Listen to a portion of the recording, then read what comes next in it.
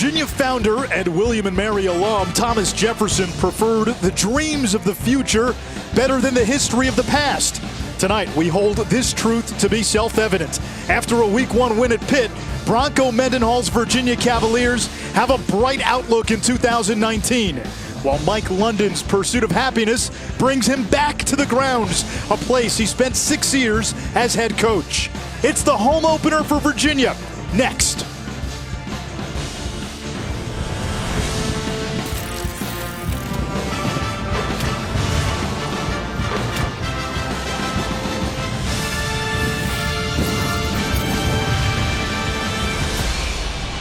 From Scott Stadium in Charlottesville, Virginia, we welcome you to ACC Network Football presented by Dr. Pepper. William and Mary against the University of Virginia. Nishraf, and he is not the Ahmad Brooks that you're thinking of. He went to Texas, not Virginia, to be clear. He's a lot better football player than myself as well. I will let you say that. I was going to take that shot later on. No shots to be taken at Virginia, especially under Bronco Mendenhall. Season 4 now. They've been on an upward trajectory, and they're the favorites in the Coastal this year. Well, it's the way he's built this program. You know, all the players have to earn what they get. The dependability, along with the accountability, is something that he preaches. But he's also got some talent, and it starts with the two Bryces. Let's start with that quarterback, Bryce Perkins, who's a phenomenal player, can do things off schedule, buy time with his feet, and he will be a playmaker for them down the road. And if he can continue with consistent play, they've got a shot. And on the opposite side, one of the best defenders in the country in Bryce Hall, a student of the game, great awareness, and he's a ball hawk. 22 pass breakups for Hall a season ago. Tops in the FBS. He wants to turn those PBUs into interceptions this year. Chris Budden is down on the field, and Chris, the rebirth of Virginia football, it has a lot to do with Bronco Mendenhall's CEO mentality. Yeah, it's interesting you've used the word CEO because he compared taking over this team to like taking over a business. Year 1 when he got here, he said it was like taking over a company that went bankrupt. The walls were all boarded up. By the second time, his second year, he said it was like they were finally open for business. They could finally start playing football. By year 3, he said, as we continue the business analogy, it was like he could cut himself a check. They were finally making a profit. So what's in store for year 4? He said the investors are finally interested. Now, they're not running up with the wheelbarrows full of cash, but people are finally interested in the business. And you know who else is invested in this? The voters, as they pick Virginia to win the Coastal and one spot out of the top 25 this week, guys. What makes this game interesting is there's a dynamic at play, and Chris alluded to it. Bronco Mendenhall was critical of the state of the program when he took over. Mike London was the last head coach at Virginia. He is now at William and Mary, back on the sidelines in Charlottesville tonight, but he brings with him the go-go offense, which is something most fans have never seen before. It's unconventional, it's unique, and what it does to defenses is dupe and deceive them constantly. This is the opening play from last week in their opener. You've got 4 quarterbacks on the field, and they're going to run a reverse pass here. At the top of the left of your screen, you'll see the safeties really get sucked into that run fake, and now they leave the middle of the field wide open, and William and Mary makes them play. You go back, this is where it can be really dangerous, is in the red zone. Based on this formation and having 2 backs on the same side, they've now outflanked the defense, making this toss sweep even more dangerous. It isolates the cornerback, and he's in charge of now fighting off with the fullback and then still trying to make a play. That's virtually impossible. 10 years ago yesterday, William and Mary came into this stadium and upset Virginia. Wow. Will Mike London get his old team tonight? We'll find out.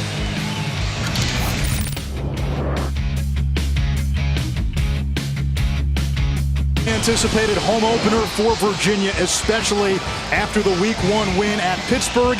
UVA against William and Mary out of the Colonial and FCS school.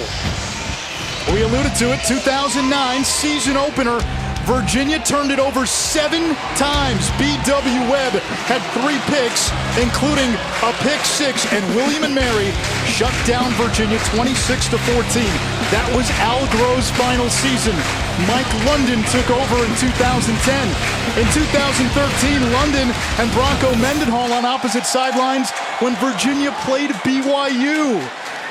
The circle of life is now complete, and William and Mary will bring it out to the 25-yard line They came out with 4 quarterbacks on their first play in the Week 1 win against Lafayette. We were told it would be Hollis Mathis, the freshman from Pittsburgh, getting the start. And this will be our first look, Ahmad, at this go-go offense. Well, they've got unique formations and sets. And talking to the offense coordinator, Marion, he said they've only got about 20, but they'll run a handful of plays out of that and confuse the defense and force them to think and not necessarily react. On the ground here on first down. And a short gain by Owen Wright. And look at the formation there. It's the quarterback out of the gun and the 2 backs lined up right next to him.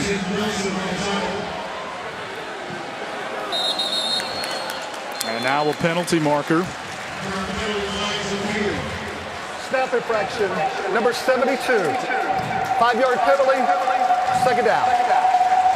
Ryan Ripley flagged for William and Mary.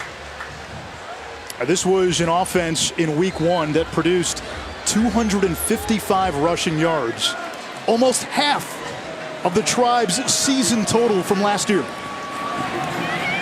Mathis running right side and devoured behind the line of scrimmage. Devontae Cross, a converted receiver, now playing DB with the tackle. And here's where you can really heat up the pocket, but excellent job of tackling in the open field. Virginia's team speed could be the difference today, especially tracking down their William & Mary's quarterback, Hollis Mathis. And another penalty marker for William & Mary. Looks like a legal substitution. Illegal substitution, offense, 12-man formation, 5-yard penalty, third down. If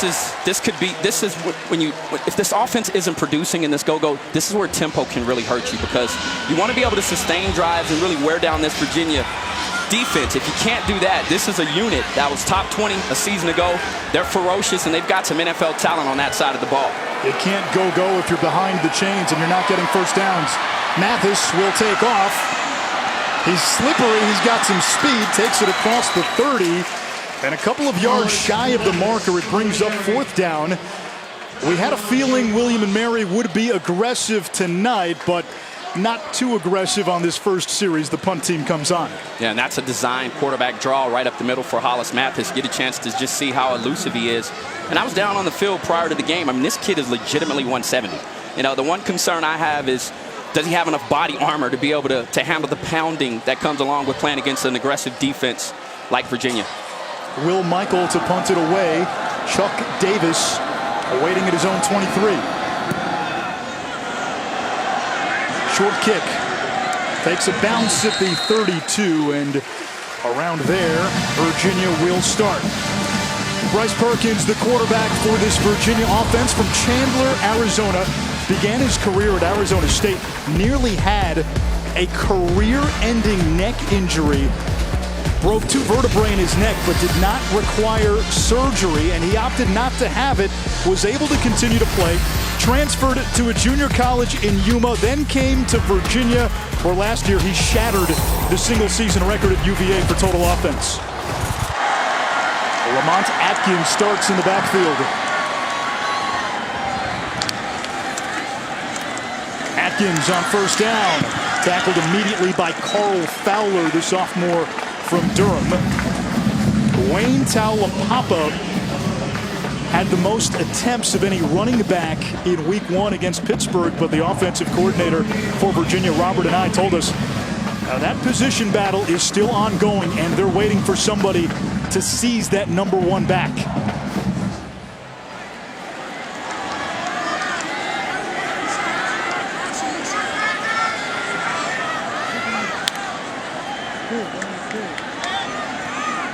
Cowley, the tight end, motions. Perkins finding Jesus Dubois for a first down. And he's gang tackled after a gain of 11.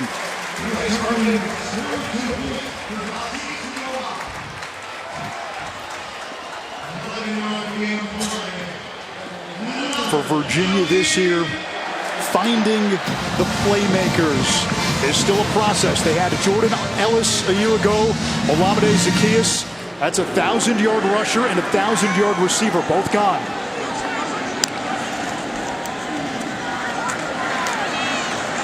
ground. And it's PK Kier. Kier, a big bruiser, 230-pound junior. As you take a look at the numbers that Perkins put up last year, only 2 quarterbacks in the country threw for 2,600 yards and ran for 900. Perkins and Kyler Murray, the Heisman winner and #1 pick. He's an impressive athlete, and I think sometimes people underestimate his throwing ability. Joe Reed now lined up in the backfield. Short pass, there's Tavares Kelly, takes it across midfield. Kelly back after a week 1 suspension for a violation of team rules. You know, in that short passing game, you can add that to their ability to run the football. One thing that Perkins does there, you saw the quick release, get it to the perimeter, force William and Mary to tackle in space against these dynamic athletes for Virginia on the outside.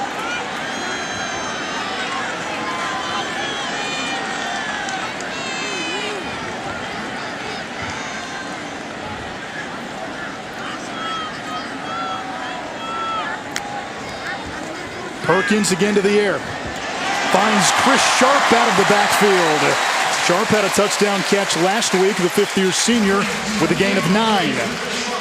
It was really interesting watching Perkins on film leading up to this game, because the one thing that really stands out is his demeanor, how calm he is. He sets the pace of play with his demeanor, and you saw him there, cool, calm, and collected. You'll see a lot of those plays tonight. Perkins again to the air. Plenty of time. Takes a shot downfield. Has Reed, who makes the catch. Marked out of bounds at the 1-yard line. Joe Reed.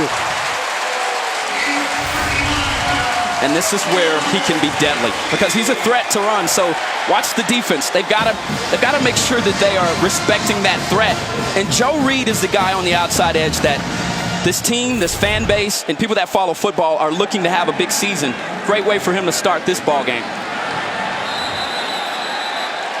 And they will look at this play. The previous play of a catch short of the goal line is under further review.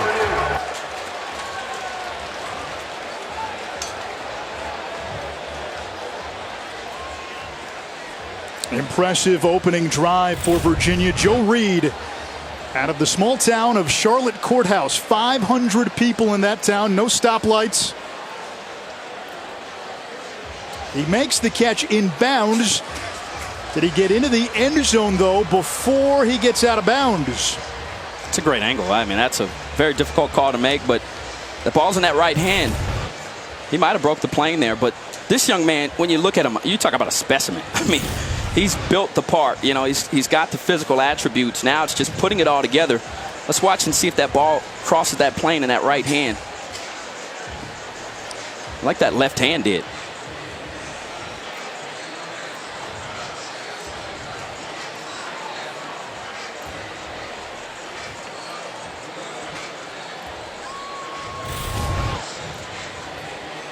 What do you see there, Ahmad? I'm not sure if you have enough to overturn it, but it's one of those calls that you don't envy the officials. I think this could get reversed. After further review, it's a touchdown.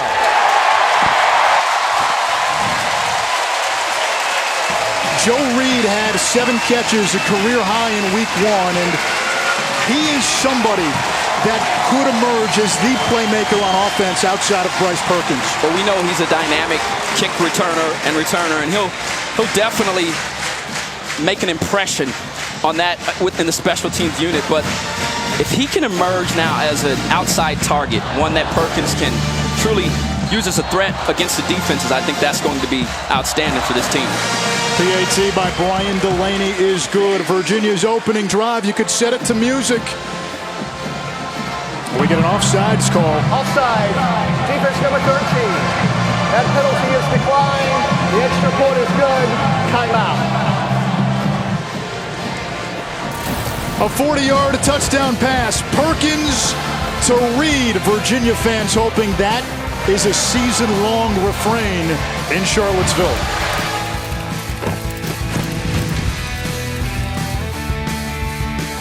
Touchdowns a season ago through the air averaged more than 18.5 yards per catch. How about a 40-yard reception on Virginia's opening drive? Bryce Perkins, perfect. And if you're Virginia against an FCS opponent, this is what you want to see on the first drive. The Tribe will take it out from the 25-yard line.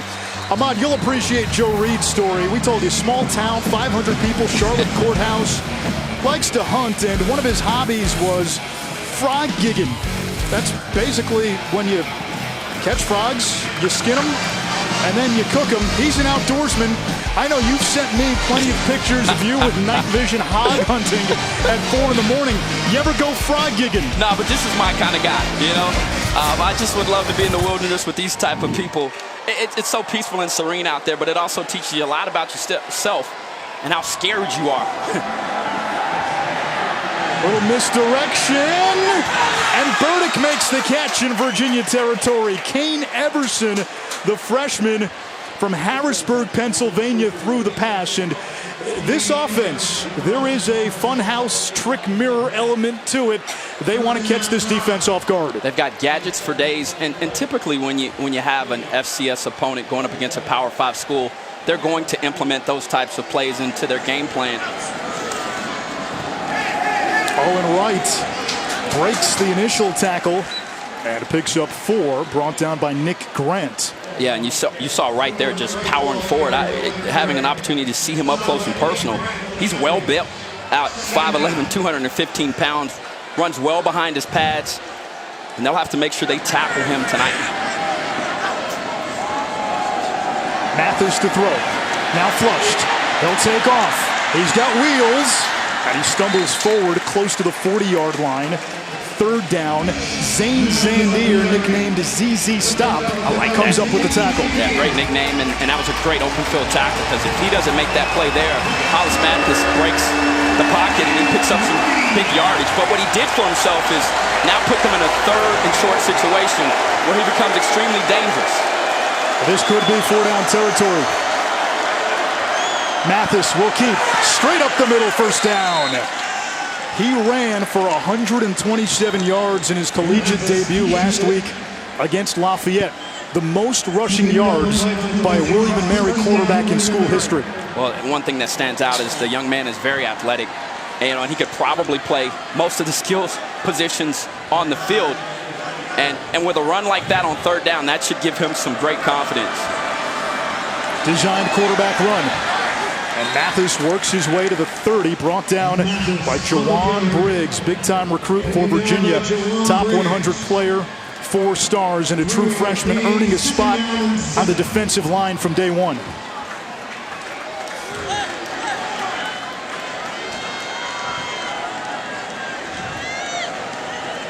And this tempo for William & Mary, if you were listening to us about the go-go offense, it's been a little bit slower than I think Virginia anticipated and from what we've seen on film. Just making sure they get their freshman quarterback into the right play. Here's the blitz. Mathis throws, intercepted. Nick Grant comes up with the INT. Grant has a convoy. One man to beat. Nick Grant with a house call.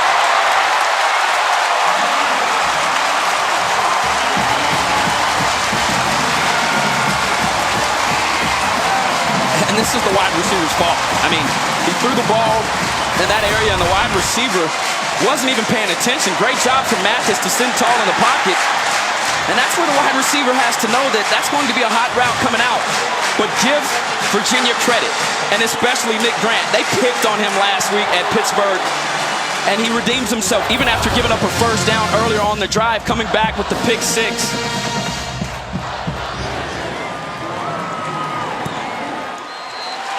The PAT is good. Nick Grant plays opposite the All-American Bryce Hall. But the coaches told us he's actually a better athlete than Hall. Indeed. And he comes up with a big defensive play early.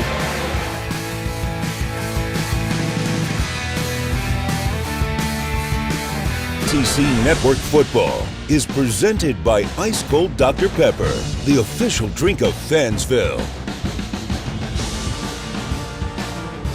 Fabled home of Thomas Jefferson, who graduated from William & Mary and then founded the University of Virginia.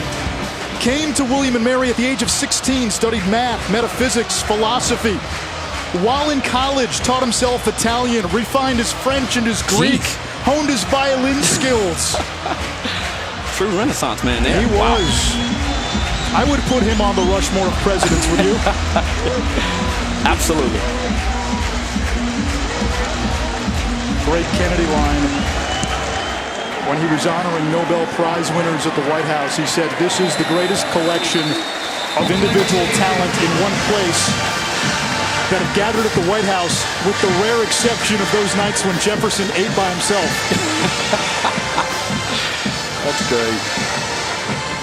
The go-go offense for William & Mary, cutting edge, and the brainchild behind that, offensive coordinator Brennan Marion.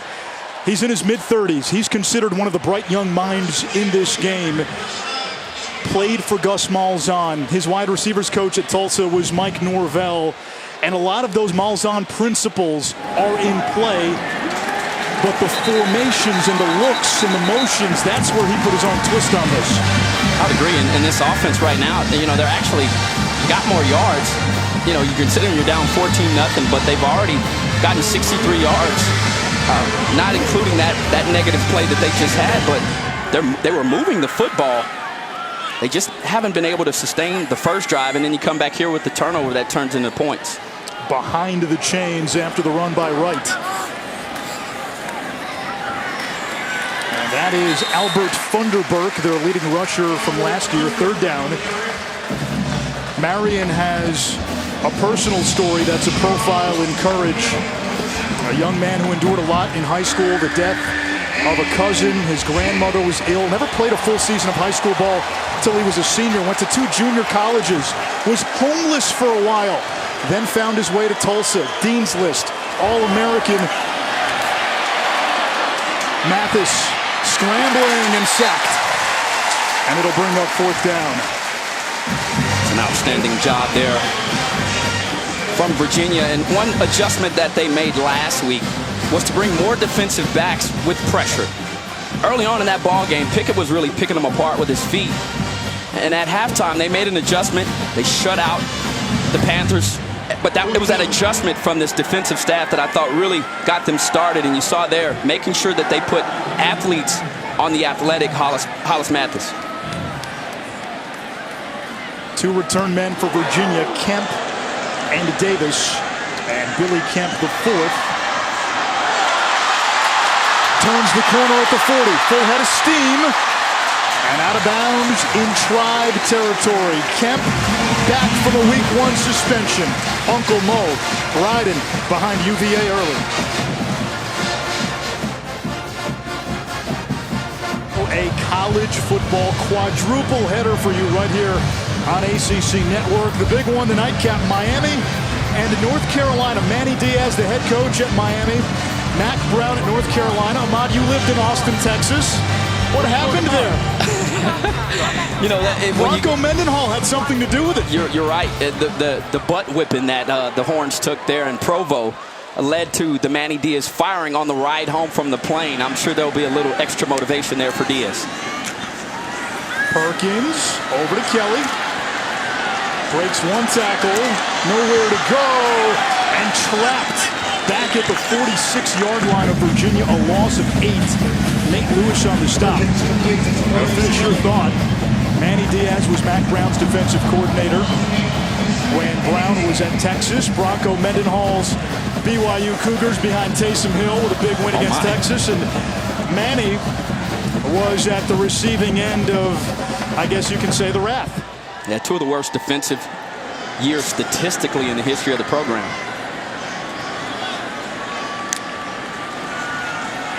Perkins underneath, incomplete.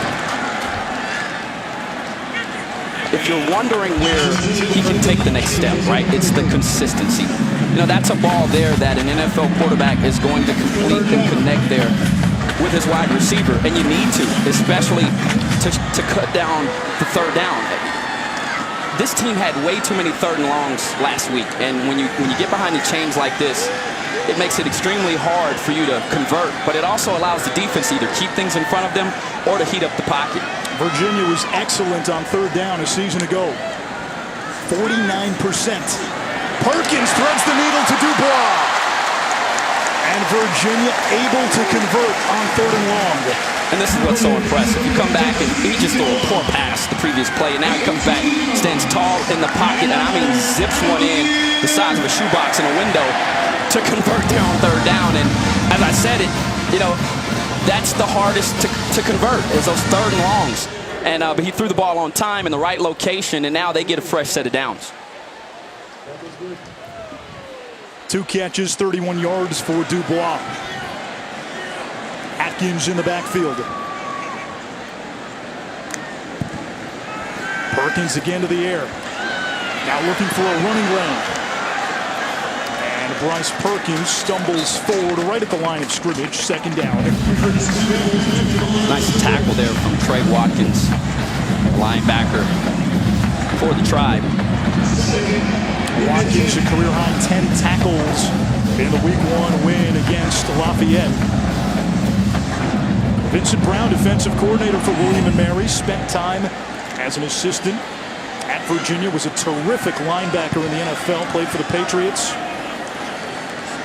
We still have not seen Wayne Taulapapa, who broke camp as Virginia's #1 running back. Sharp in motion.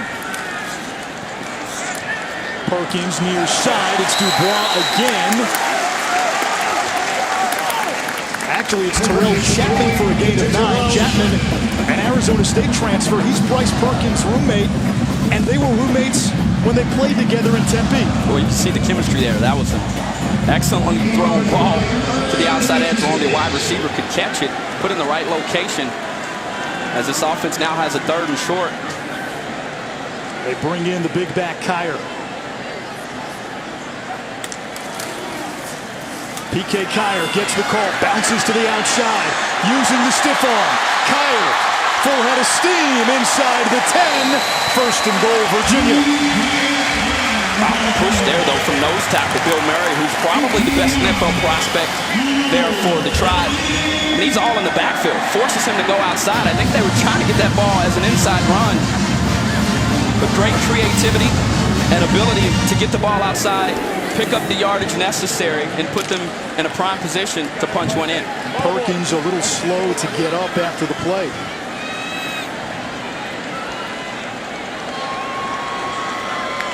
Cowley in motion. On 1st and goal, Perkins keeps it. Perkins, touchdown!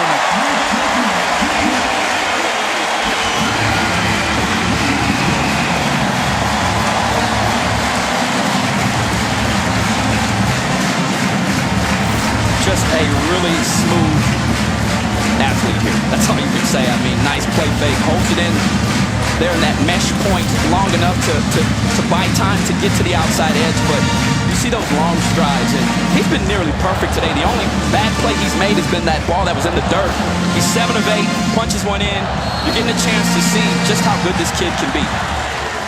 2 offensive drives for Virginia, 2 touchdowns. Perkins, the best quarterback in the ACC, not named Trevor Lawrence, has done his part early.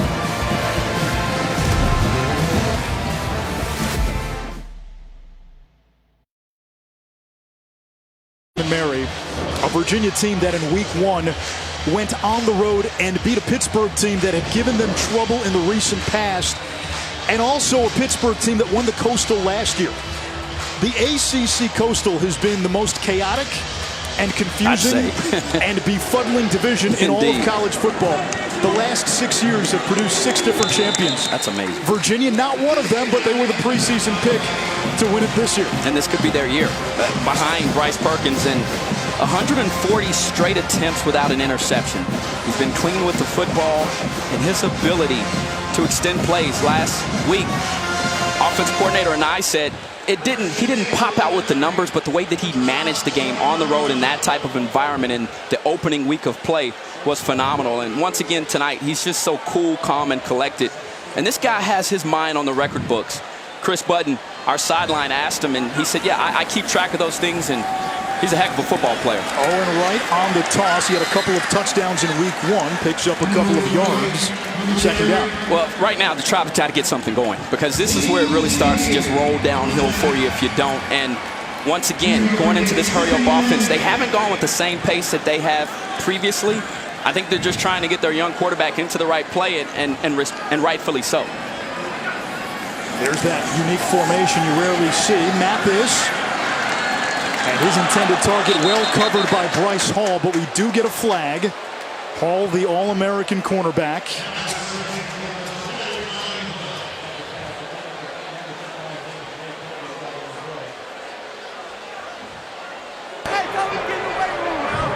Defensive pass interference, number 11. That's an automatic first down.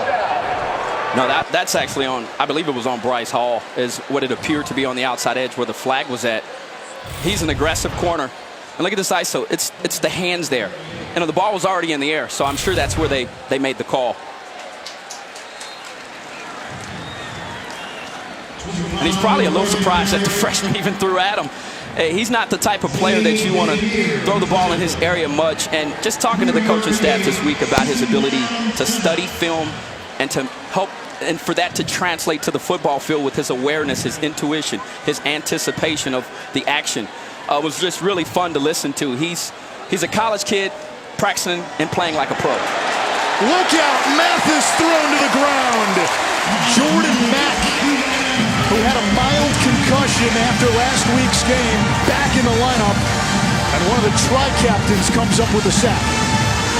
And if you're wondering why Virginia has a shot, I think when it's all said and done, it's this defense. Because really, it doesn't even matter if you're Bryce Perkins and you've got a unit like this that can hold teams to under 21 points. You've got a shot. And they return a wealth of experience and guys that have a great understanding for this defense. And you saw there just some good athletes. Coming off that big week 1 win against Pittsburgh, how would Virginia come out against an FCS team? Well, a loud statement, 21 points in the opening quarter, including a pick 6 by Nick Grant. By Dr. Pepper. It is 7 p.m. We crushed Tech by 40. You should be out there celebrating. Let me smell your breath. Not a trace of Dr. Pepper. Look what you're doing to her. Dr. Pepper, the official drink of Fansville. Anish Shroff from Odd Brooks, Chris Budden down on the field. And down on the field, Virginia with a 21-0 lead on William and Mary as the second quarter begins. 3rd and long for the Tribe. Mathis flushed, running for his life. He may have been able to get away with that last week against Lafayette. Not against the top 20 defense that returns a ton of star power. And they brought the house. I mean, there was no question about it. The blitz was on the way. And this defense does an excellent job of sugaring those blitzes. What I mean by that is showing a different look and then bringing it. But what they also did was finish the play because Mathis is very slippery and he can pop one if he gets outside of that pocket. Great job for the Virginia defense. Davis and Kemp deep.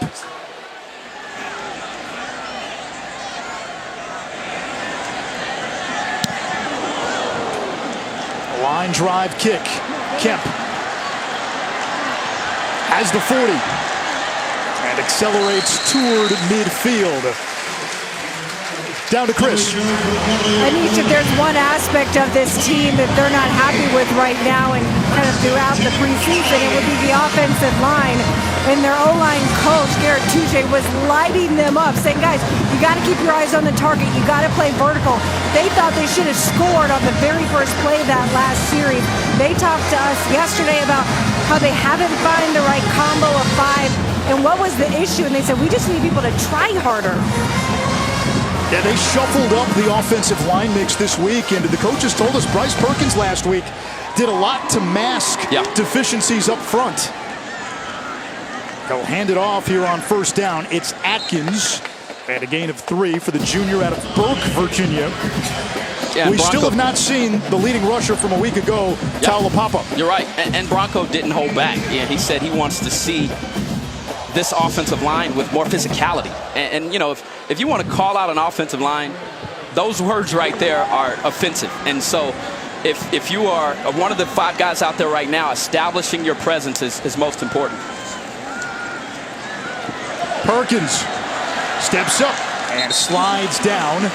3rd and manageable coming up for Virginia. There's Wayne Taulapapa, sophomore out of Hawaii.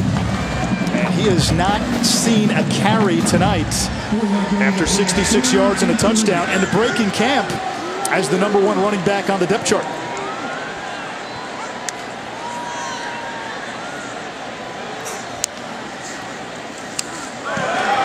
Perkins emerges from the scrum, gets a block downfield by his roommate Chapman, and Perkins takes it to the 30-yard line, a first down for the senior from Arizona. How in the world did he get out of that? I mean, the defender was in the backfield and nearly tackled both of them. You'll see it here at the left of your screen. Number 90, Kylie, doing a great job, but just couldn't bring him down, and he pops out. I believe that was Isaiah Jones, pardon me. 4-man rush. Perkins finds Kemp, and he's spun down at the 15, a gain of 15, and Virginia ruthlessly efficient offensively. Yeah, right now he's picking them apart, and with his dynamic and dangerous running ability, it forces teams to go one-on-one matchups on the outside, and that's why it's so important for this wide receiving core to find guys that can beat coverage and provide that opportunity to thin out that box so they can get into their running package. Already seeing some hands on hips from the defense. Perkins, plenty of time, end zone! Touchdown, Chapman! They started together at Arizona State. They'll finish together at Virginia, and the roommates hook up for a touchdown. I mean, this is just brilliant. I mean, his eyes are great. He moves to safety with his eyes. Moves right up into this throw, very comfortable in the pocket, and put that ball on the money in the back of the end zone. Yeah, Perkins tonight has looked sharp, but give his wide receivers credit on the outside edges too. They've made plays, and they've made him look even better than he is. Virginia's offensive coordinator Robert Anai told us, even though Chapman's a senior, he is still just scratching the surface of his talent. Bryce Perkins, his good friend, looking to bring out the best from number 9.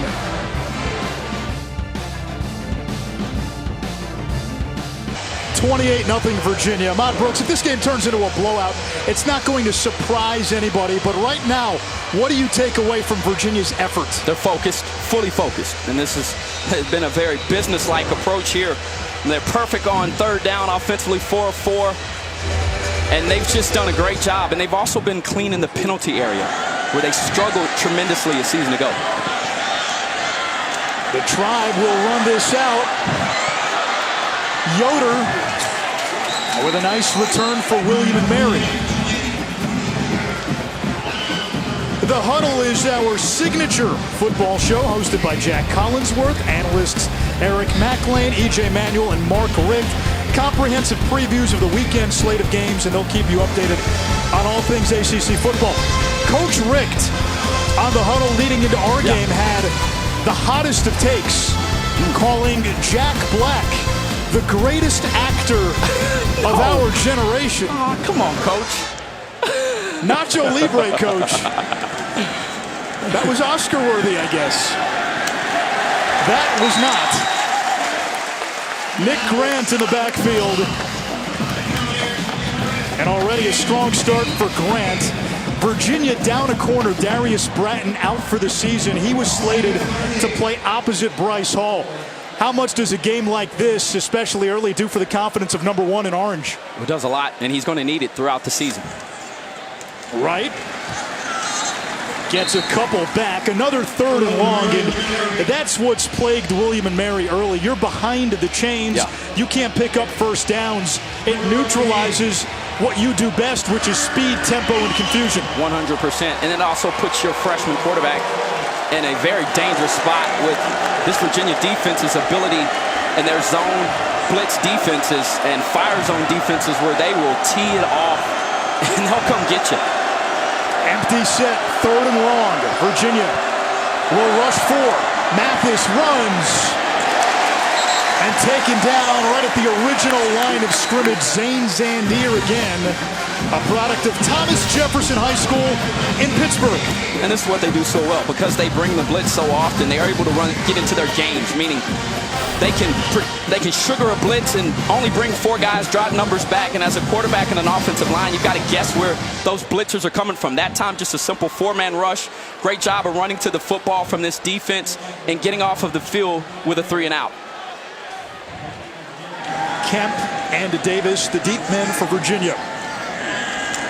Will Michaels punt, a good one. Muffed. Ball's on the ground. Who has it? The Tribe come up with it, and William and Mary has its best scoring chance. Trey Watkins recovers the muffed punt. I don't know if he recovered it. I think he really just fought for this ball at the end of the play. It looked like it might have been recovered there. No, that was a clean recovery. That's an excellent job there. It really shortens the field, gives us this offense with an opportunity here to come out. And they're dangerous inside this red zone with these funky and unorthodox formations. They like to run power down here. They like to get into their run-pass options and give Mathis an opportunity. However, they're bringing out their other quarterback, Kilton Anderson. Anderson will hand it off to Mathis. They tried to flip it back to Ted Hefter, their third quarterback, and he's dropped by Noah Taylor. They tried some of that in week 1. It worked. The tape is out. Virginia all over it. Look, this defense, and that was a brilliant play. I mean, he just read the football and reacted. Outstanding play here from the defense. Great form tackle. And now you start to wonder, with a play like that, that makes it extremely hard. Now are you just trying to get back into a safe distance where you can kick a field goal? And they use 2 field goal kickers. Mathis to throw, incomplete. It's now 3rd and long, and partly that's because of the call on first down. Yeah. You had great field position. Did you like that first down call? It was risky. And, it's a gadget play. It's what they're known for. And from that end of the field? In hindsight, of course not. But if it would have caught the defense off guard, now you say, well, they weren't expecting it. And especially in sudden change. That means when there is this turnover that occurs, offenses are more likely to run those gadget plays when that happens. Mathis. Looking long, incomplete in the direction of Lowry. And it's 4th down. Yeah, that time, that play call came from upstairs because the previous play, Nick Grant, he jumped an underneath route. They come back that time with a double move to get the wide receiver upfield to Lowry. But it was a poor throw from Hollis Mathis, or that would have been the Tribe's first touchdown of the game. A 40-yard attempt by Jake Johnston. 3 of 4 last week, his career long 35.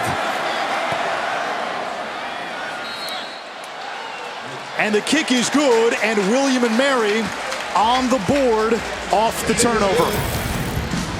A muff punt leads to great field position despite some negative plays. A field goal gets the Tribe on the board. Welcome back to Charlottesville. Virginia leads it 28-3. The thing that Mike London loves most about his team is its closeness, and they developed it because of some tragedy during the spring. In late March, a recruit for William and Mary passed away from a heart attack while at home. The very next day, a player, running back Nate Evans, was shot and killed in Northern Virginia. Mike London had to gather his team. I asked, what do you tell a team in that moment? And he said, I don't really know what you can say other than embrace life, because football can be taken away from you at any moment. He said, I've learned to really focus on mental health, mental wellness, and the thing that I pray to God through everything that he's been through is don't give me a lighter load, God. Give me a stronger back to carry it all through. And he's had shoulders like Atlas in his personal life. A Richmond cop at one point, the Virginia fans know the story well, had a gun pulled on him. And when the trigger was pressed, the gun did not fire. He donated bone marrow to save his daughter Tyson's life.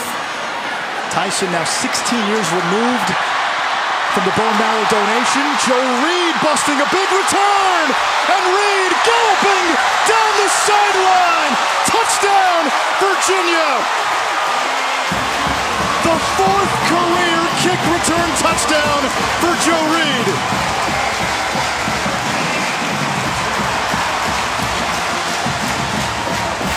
Yeah, this kid is a game changer. And like I said, seeing him up close and personal with this type of burst and speed, he's also very powerful. And excellent vision here, and then the burst there at the end to totally destroy the coverage there from the Tribe.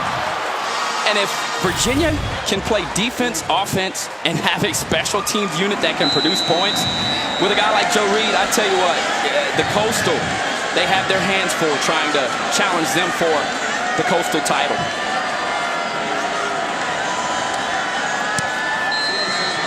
Delaney splits the upright. They've scored a defensive touchdown. Joe Reed has a receiving touchdown and a kick return touchdown today. Save for the muffed punt. They've done it all today. It's been a complete effort. Still 8:51 to go in the second quarter, and Mike London's return to the ground is not off to a good start.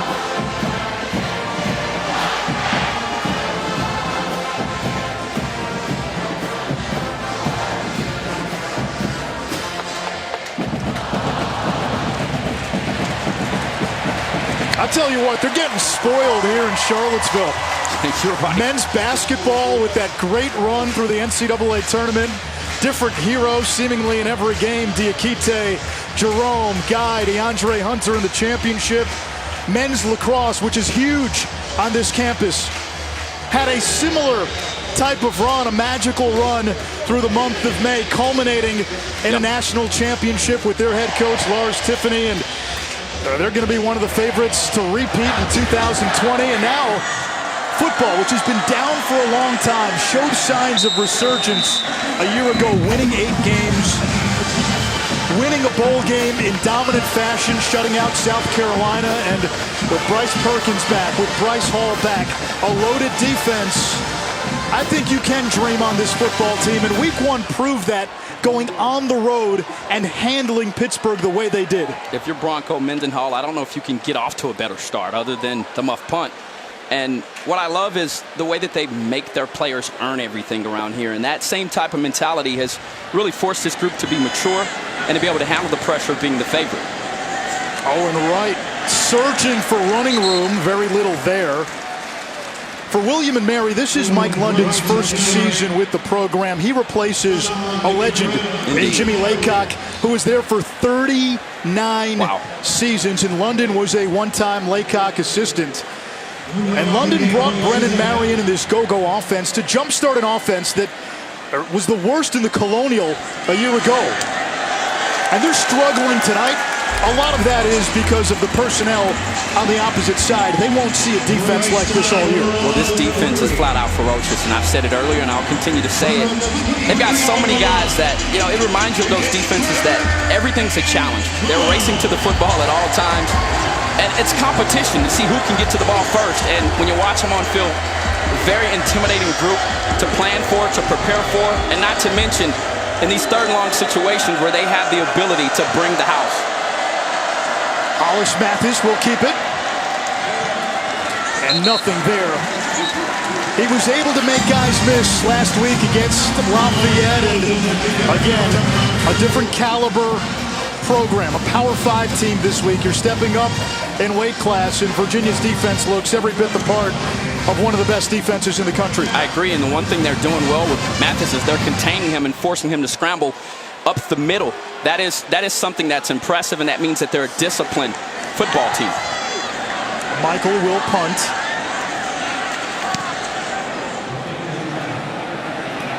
Kemp.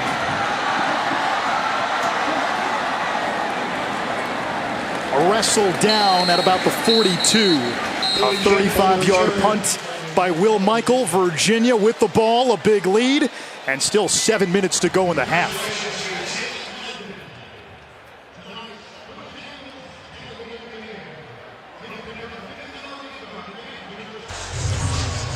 Bronco Mendenhall, one of the more cerebral coaches you'll find in college football, loves to read. We told you at the top of the broadcast, treats this program, the way he operates, like he's running a business. And now in year 4, he has Virginia trending up.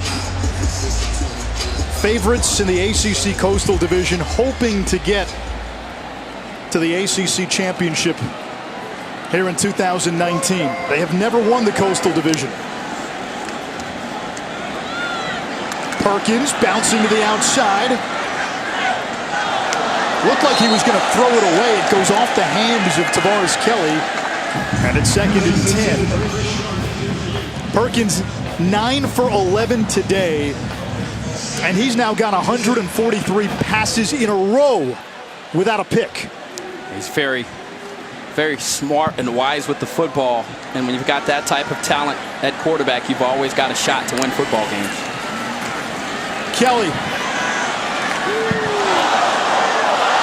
Bounces off a defender. There is a flag down. And it's back at the 37-yard line. Personal foul. Illegal side block. Number 31. 15-yard penalty from the previous spot.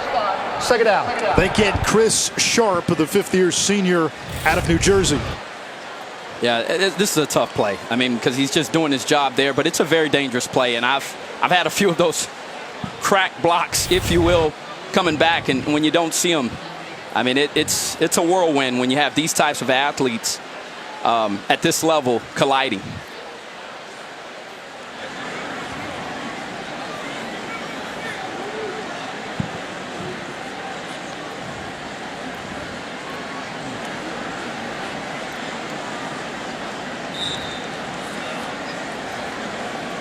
So Virginia now backed up. They have to get to the William and Mary 47-yard line for a 1st down.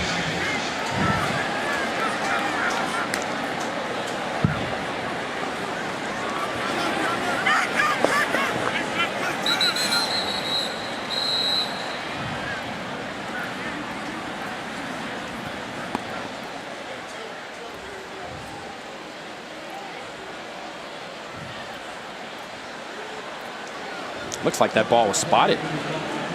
It's wrong. He moved it back a yard.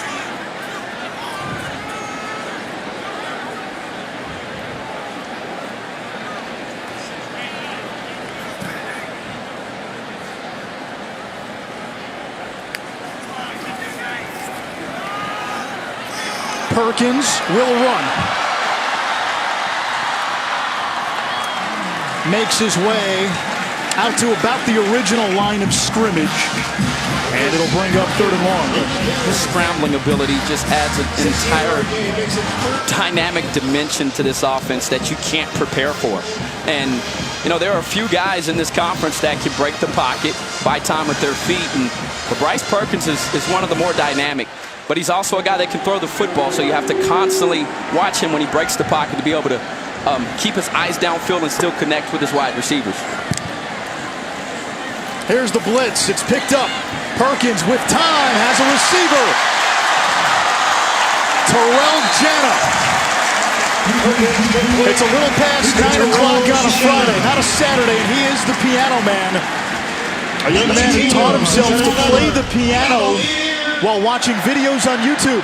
It's a great route. Does a nice job of getting inside leverage and then completing the catch. And Perkins had a very clean and comfortable pocket back there with enough time to sit back and pick you apart.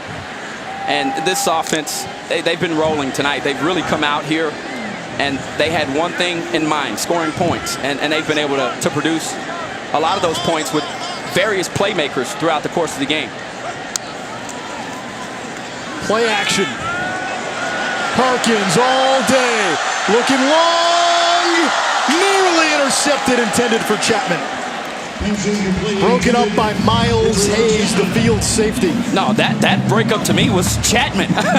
You know, he really preserves this streak that Perkins is on. This ball should have been intercepted, but Chapman there with that push of the defensive back is what prevented him from being able to catch that there. And that was actually Corey Parker who nearly picked off the pass. A two-time all-conference selection in the Colonial. But I don't mind him taking a shot there in the end zone and being aggressive and throwing the ball downfield. Too much air under that ball for me. Misdirection. Kelly. And he's close to a first down. It brings up 3rd and short. Whoa. I mean, yeah, you saw it there. He's only 5'8" and 160 pounds out of Miami. And, I mean, that was like trying to catch a feather. Very hard to see him, but he's also a small target.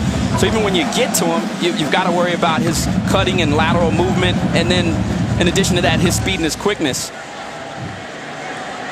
PK Kier into the game along with Atkins. They flank Perkins.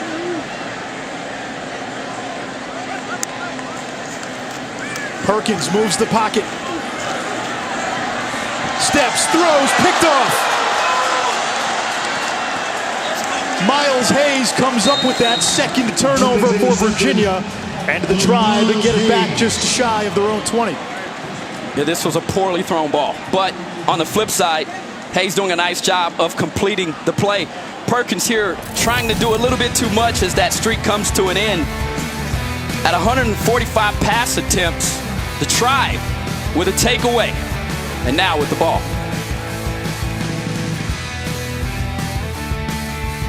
Bryce Perkins with his first interception thrown in his last 147 pass attempts, snapping the longest errorless streak in that department in the country.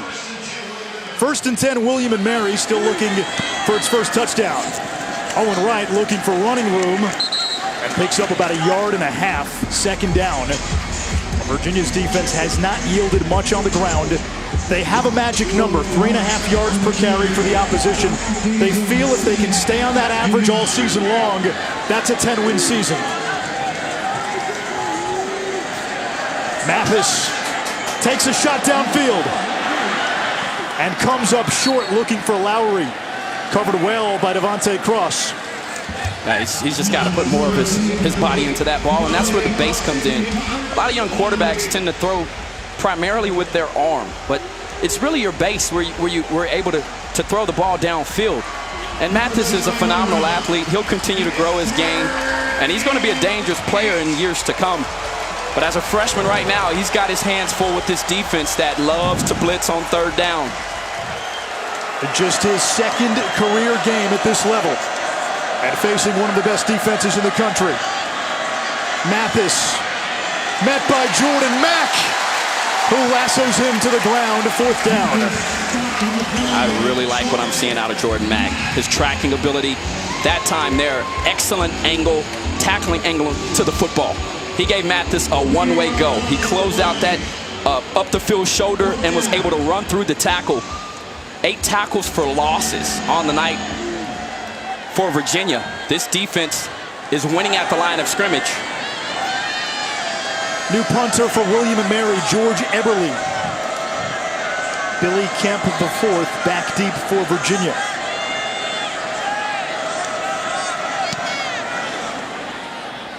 Fair catch signaled for and made at the 43. A 36-yard punt. Tomorrow, all ACC will have scores, highlights, breakdowns, and post-game interviews from the day and night on the gridiron.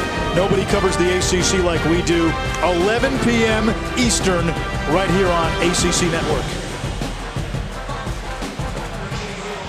Halftime coming your way with Jack and the crew. 2 minutes, 22 seconds of game time. Virginia looking for another score. They have it inside their own 45. Great opportunity here for Perkins to get into his 2-minute offense. Straight ahead.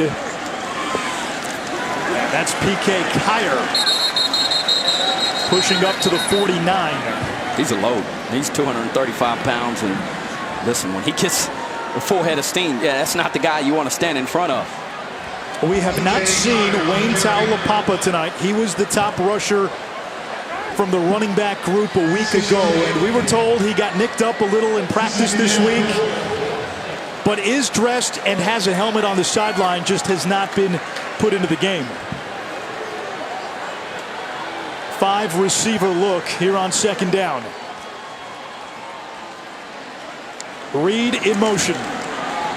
It comes to Reed. 2 touchdowns already today. Can't get out of the backfield that time.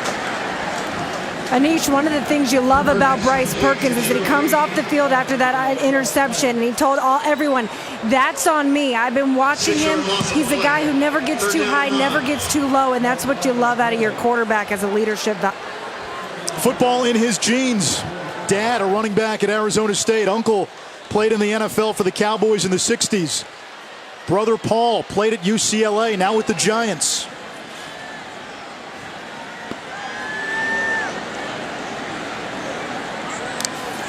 On third down, Perkins steps up, gets a block, and has a first down inside the Tribe 40.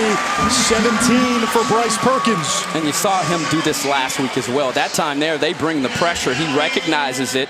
Great coverage downfield by the Tribe, which forces him to get inside as Virginia calls a timeout.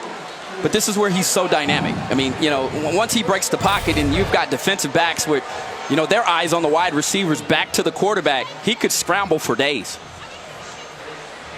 Bryce Perkins began his career at Arizona State, and while in Tempe, broke 2 vertebrae in his neck. The fear was his career would be over, especially if he had surgery. He and his family elected not to have the surgery and wanted to continue playing football. He transfers to Arizona Western Community College. 310 to Yuma. No, that is Yuma, Arizona. And then makes his way to Virginia. He knew this coaching staff. They had recruited Perkins while Bronco Mendenhall and company were at BYU, and last year set the world on fire. And he's given this fan base, this program, a ton of optimism for what could be accomplished in 2019. And I think that journey has built a champion. And speaking of his scrambling abilities, 5 times tonight, 52 yards scrambling. 42 seconds on the clock. Perkins to Dubois. And Dubois, did he get out of bounds? No, he did not. That's just not a wise play there by the wide receiver. You appreciate the senior trying to get extra yardage, but now you just cost your team a timeout. So Virginia's got to use a timeout. Yeah, you've got to be more aware. And that was a beautifully thrown ball. And, you know, they got into their hot game, quick game. This offensive staff, I'm sure offensive coordinator Anai saw that they were bringing the pressure consecutively. And so what do then? You start sprinkling it out to the outside and with those quick throws. Beautiful throw, but Dubois, my man, your senior, you've got to get out of bounds. 35 seconds. The clock would have stopped momentarily until the ball was spotted. Yeah. But Virginia elects to use its second timeout, 1 left. They've got the ball at the 20. The red zone was a problem area last year. Yes. Week 1, a lot of improvement. 5 trips inside the 20, 5 scores, including 3 TDs. But with how dangerous the ACC is and with so many of these offensive juggernauts, you want to get in here and score a touchdown. That's the catch. Now, you don't want to get in here and kick field goals. You want to punch one in and make sure you come away with the 6 or 7 points. Dubois lined up at the bottom of your screen. Reed in the slot. Perkins steps up, throws it out of bounds. There was a receiver in the area, and the ball crossed the line of scrimmage. That's actually a wise decision, and he did that last week at Pitt. You know, it was a poor snap. He gets up, he throws the ball out of bounds, and he allowed his team to not have a negative play. Now, that doesn't look good on the stat sheet, nor does it look good in film. However, at the end of the day, you didn't lose yardage, and you find yourself still in a comfortable situation to score points.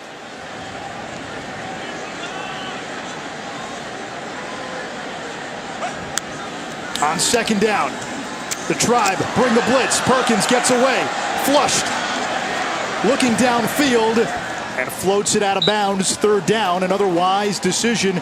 Now 20 seconds to go in the half. Yeah, the Tribe's getting after him, and they've right now they're bringing the kitchen. They're bringing everybody, the water boys included. They are lighting the pocket up. And here's where, if you're Bryce Perkins, you just threw an interception. You don't want this drive to stall out. For the senior and to keep this momentum and the confidence and the way that they've started this first half, you want to convert here, get a fresh set of downs and score. On third down, complete to Reed. Reed stopped short of the marker. The clock will continue to run. Virginia's going to have to use its final timeout, and they do with 11 seconds to go. And they may go for it here. You know, you don't get a lot of these opportunities, and you like to think with the margin right now in terms of the lead, your offensive starters may not get too many reps and snaps in the second half. So this is a tough decision for Bronco to make. But if you've got a quarterback like Bryce Perkins, listen, I roll the dice on my guy. I put the ball in his hands and just see how lively this kid can be. The easy call is field goal, 38-3. But again, as you said, you've got a big lead. I guess if you wanted to, you're looking at 12 yards. But the kicker is coming out on the field, and it appears Delaney will try for 3 points. Yeah, Perkins not happy about that. He knows. I mean, yeah, that's 2 consecutive drives that they haven't found the end zone, and they really sputtered once they got into the red zone. And that was, as you said, right before that their possession inside of the red zone. You said, listen, they've struggled here. And as a quarterback, I know he shoulders a lot of that load when it comes to red zone performance. A 30-yard attempt for Delaney. 3 out of 4 last week. And it's no good. Yeah, and Bill Murray almost blocked another kick. I mean, he blocked one last week, and I don't know if there's anybody better. I mean, this guy coming up the middle at 6'4", 280 pounds. I mean, look at him. His ball get off is just phenomenal. And, I mean, what can you say? He's so special at doing this that he's a threat each and every time this special teams unit gets out on the field.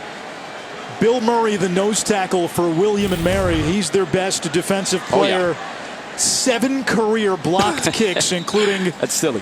1 last week against Lafayette. Au revoir, go fair.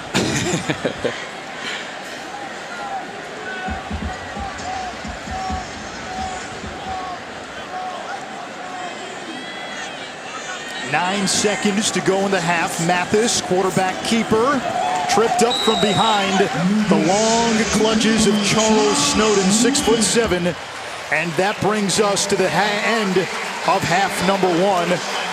Couple of turnovers by Virginia, but boy, there was an awful lot to like. It was not a happy first 30 minutes in Mike London's return. I mean, they jumped off out of the blocks like Usain Bolt, and then they kind of cooled off. And if you're Bronco, that's where you really challenge your team to come out and finish. There were games last year. They could have won the Coastal a season ago had they finished ball games. So coming back out here in the second half and finishing will be of chief importance. A defensive touchdown on a pick 6 by Nick Grant. Reed took a kickoff back, 90 yards for his score. And the offense, the first few drives, marched down the field at will. Chris? Coach, what do you think of your team's execution and energy in the first half? I think it was good, not great. Still a few miscues that I'd like to see us tighten up on. Didn't handle the pressure very well there offensively with the chance to finish with a touchdown rather than a missed field goal. So a few things to clean up. As a man who knows how to motivate, what do you say your team to come out with the same kind of energy in the second half? Oh, they know they can play better. I won't have to tell them much. Appreciate it. Thanks. Eric, EJ, Coach, and Jack have the halftime report for you after this.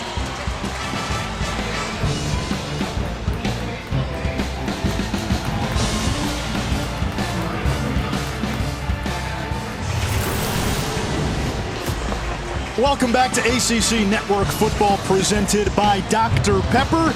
Jefferson's old home, and it's Jefferson's alma mater against the school he founded. The school he founded on top 35-3 after a half of play. And he's Schroff alongside the former Longhorn, Ahmad Brooks, not the former Cavalier, but the present-day Virginia Cavaliers. First half, all 3 phases, they've clicked. Total domination, you know, I think from start to finish. And this has been a focused group. And it started with Nick Grant's ability here to take one to the house. He had just given up a big third down conversion, comes back and takes one to the house. That really helped get the momentum going for them. And then their quarterback, Bryce Perkins, he's a special player. He's very gifted and is dangerous inside of the red zone. But it didn't stop there as Joe Reed, with a kick return, a dynamic kick return to burn off on the end of this run. And the score with your special teams unit. If they play like this all year long, look out, not only just the Coastal Division, but look out the rest of the country that Virginia is playing some mighty good football.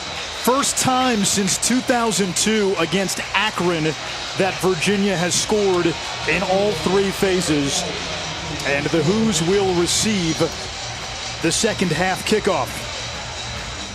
The ACC Coastal Division favorites against William & Mary, an FCS school out of the Colonial.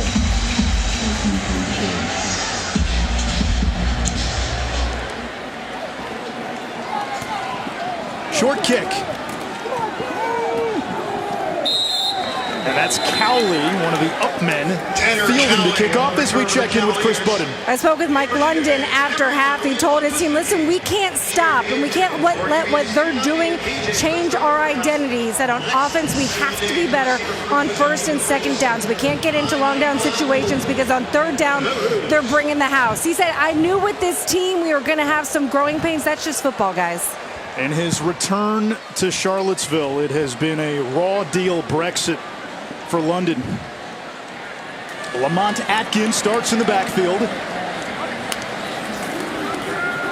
And Atkins gets the call. Bryce Perkins still in the game with a 32-point lead.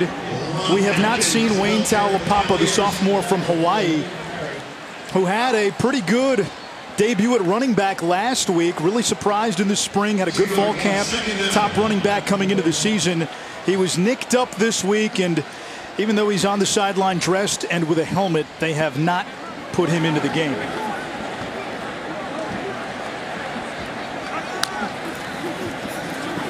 PK Kier, the junior bruiser, fights forward. And Ahmad, you'll appreciate this. Kier is a fashionista.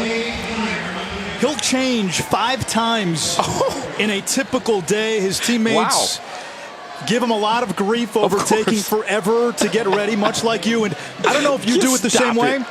The ensemble, it starts with the shoes. Hey, listen, I respect a guy that likes to look good, you know, but 5 times, that's a little too much. I don't know if ladies, I don't know many ladies that change 5 times a day.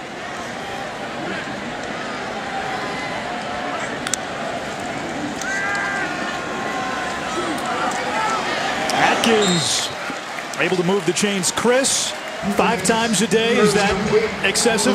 That just means more laundry in my book. No doubt. You know, and I think to Chris's point about what Mike London said about this Tribe team, they're trying to find, he said they need to stick with their identity. What is their identity? And I think when you have a new coaching staff, one of the hardest things to do, and I was at the University of Texas when Mack Brown came in, is to establish that identity and for the players to buy into what the coaches are selling. Sharp motions out, empty set. Perkins over the middle, Jana to the 45 of William & Mary. Terrell Jana Jr. out of Vancouver, British Columbia, taught himself the piano by watching YouTube videos, and he wanted to learn the song Crazy Love by Brian McKnight, to surprise his mom. So originally it was, I'm going to do this to surprise mom, but really enjoyed learning the piano in the process. Love it. 2 fine academic institutions out here on the field today, and that's what you get when you get a bunch of intelligent guys. Well, when they're both tied to Jefferson, the ultimate Renaissance man in American history, that tells you something. Indeed. Perkins will run, breaks the tackle, and then charges ahead. A yard shy of the marker, a pickup of 9. Well, he's determined. You know, he didn't like his last 2 drives, and this offense has come back out, and they've done a better job of helping with the blitz. And you heard Bronco headed into halftime tell our own Chris Budden they didn't handle the pressure well, and the Tribe started consecutively blitzing, and they were bringing it. And so if you're Bryce Perkins, that's where you really have to manage the game, stay calm, and do what you know you do best, which is pick the defense apart, find the right option, and get the ball there. Plenty of options on second and short. Perkins to the air. Has Reed in space. And Joe Reed forced out of bounds at the 20, a gain of 16. 54 yards on 4 catches for Reed to go along with a kick return touchdown. Well, they look in sync, and this was the same offense that we saw early on in the ball game that had a wonderful rhythm. They were just playing to their own tune, if you will. And right now, if you're the Tribe, you're just on for the ride, because this offense, when they're rolling like this tonight, they've shown that they're capable of scoring a lot of points.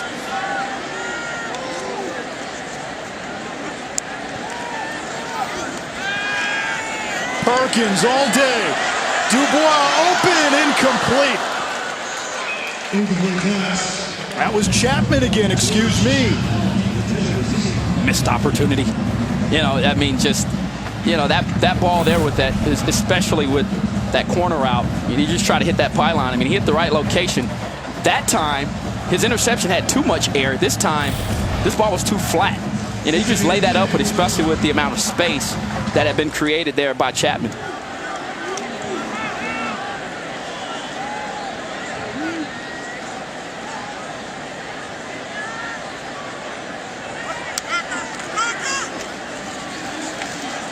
Up the middle. And that is Kyer. 10 yards for the fashionista to move the chain. And of all the collection of backs, I know that Wayne Taulapapa hasn't played tonight because of a nagging injury, but of all the backs, I really like PK's style. I mean, it's aggressive. He's the type of back that you can feed and running style. 100%. Yes, exactly. Yeah, not the 5 changes a day, indeed. But I mean, he just wears you down, and with that large frame we mentioned, it's 6 foot 235. I mean, he is a man. He has a chance to be the bell cow, especially at this end of the field. And Kyer gets the call. Broke the initial tackle and then finally stood up.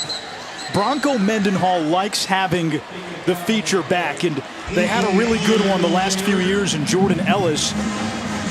Ellis had 200-plus attempts in each of the last 2 seasons. Wow. In both of those campaigns, no other back had more than 26 carries. And Robert and I, the OC, told us, listen, Taulapapa, yes, off to a great start, not playing today, but we're waiting for somebody to really seize control and be that guy in the running game. You're right. Now Jamari Peacock is in the ball game at 245. Mike Hollins in there as well. And Mike Hollins rumbles into the end zone for his first collegiate score, the freshman from Baton Rouge.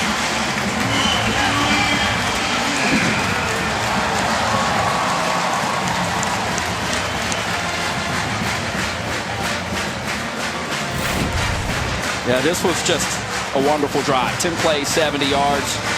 And the way that you finish it off there was outstanding. And Hollins, a nice job of cutting there. Went untouched in the end zone. The offensive line really did a good job of creating spaces and protecting their quarterback on that drive. Virginia opens the second half strong. 10 plays, 70 yards. Mike Hollins providing punctuation.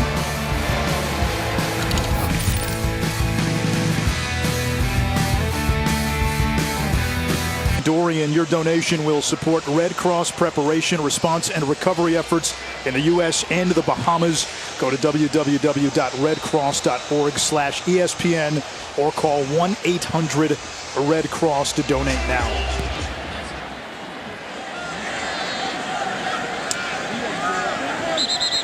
Ball on the 25 for the Tribe.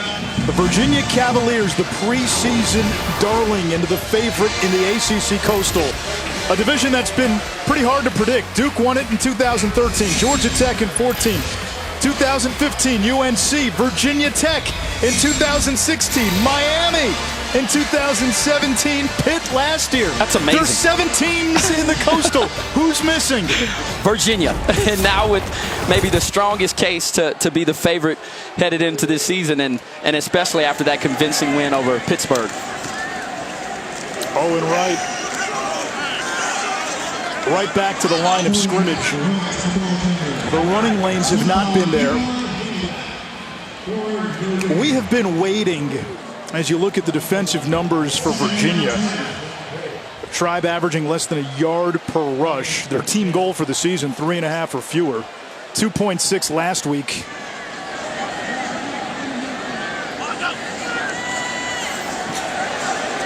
Now this will help the average. Mathis taken down for a loss. Charles Snowden, big 6'7" junior. Bronco Mendenhall likes those long, rangy ends linebackers, and he had the Kafusis, Bronson Kafusi at BYU. Same build for Snowden. I was down on the sideline talking to some NFL scouts prior to the game, and this kid will have a chance to play on Sundays.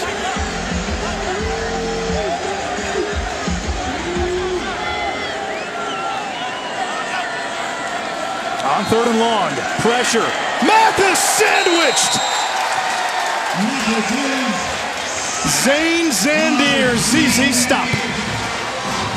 Wow, just landmines all over the place here with a 6-man pressure. You know, this is one of those ones you just feel sorry for a freshman being put in this type of situation with an offensive line that's trying to discover their identity, a team that's trying to discover their identity, and then taking on this defense. Excellent job there from Virginia to get to the quarterback and finish the play. Eberle to punt.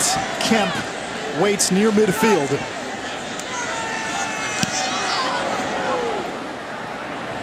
Directional kick near the 40. Kemp, and out of bounds after a 43-yard punt. Virginia rolling, and it's home opener. Let's go, Virginia! Let's go, ESPN celebrating 150 years of college football.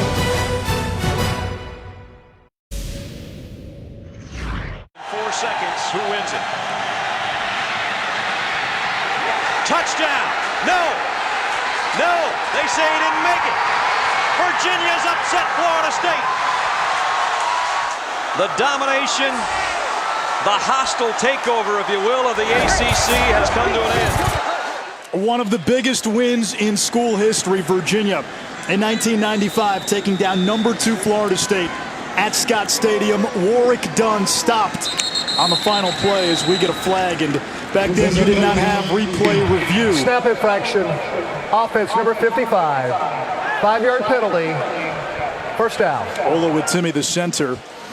Florida State comes here next week, and if Bronco Mendenhall's team can get that win, it should be packed and raucous here at Scott Stadium. All of a sudden the momentum behind this team is real, heading into those 2 games against ODU and Notre Dame, and then the teeth of ACC play. Well, you're not beating a good team from what Florida State showed last week. I mean, they gave up 621 yards to Boise State in that loss. It's a nice pop there. Big pop that time from Miles Hayes. But what you are beating is a big brand. And, you know, obviously with them being in the Atlantic Division, it really doesn't affect the Coastal that much. But I think after that, you come back with the way that schedule sets up. You've got another FCS opponent, and then maybe your 2 toughest games where you're on the road 2 consecutive weeks in a row. And I think once you get there, if this team is still cooking, I mean, yeah, they could certainly be the Coastal champions with maybe a game or 2 to play before this season is even over. Perkins, the best quarterback in this league, not named Trevor Lawrence. And that one nearly intercepted by Isaiah Laster, an all-conference selection a season ago. His dad played at Duke. And if you're Perkins, you're not all that happy about your down the field passing tonight. There's been a few times where I thought he's just put a little too much air under the ball. And that time there, he threw into double coverage, and the safety was licking his chops with an opportunity to get an interception. And yet again, the wide receiver is the reason why he didn't come down with that pick. How much longer do you keep Perkins and some of these starters in the game? I think this may be his last drive, you know, especially considering you're nearly up by 40 points. If you're Bronco Mendenhall, you just wanted to see your offense come back out here and get in a rhythm. Perkins on the move. Intercepted. That's the 2nd pick he's thrown today. Corey Parker has it. Perkins came into this game with 132 straight passes without an interception. Here's the worst part about being athletic, okay? His first interception, he's rolling to his right. He tries to throw across to his body, back to his right. This time here, he's rolling right, tries to throw back to his left. Sometimes that athleticism and his dynamic abilities, right, makes him think that he's Superman. And sometimes you just got to make the normal play and the smart play, and he's done that. He's shown that he can make the wise decision. That time there, it was a poor pass and a poor decision. Kilton Anderson, grad transfer from Coastal Carolina, in at quarterback, and he finds Burdick downfield near the 10-yard line.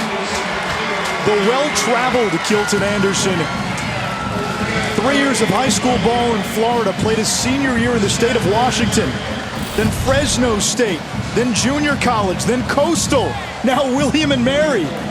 Well, he went up and attacked the football and took a shot there at the end of that play, but managed to haul in the catch. 24-year-old, a sixth-year senior. Ball start.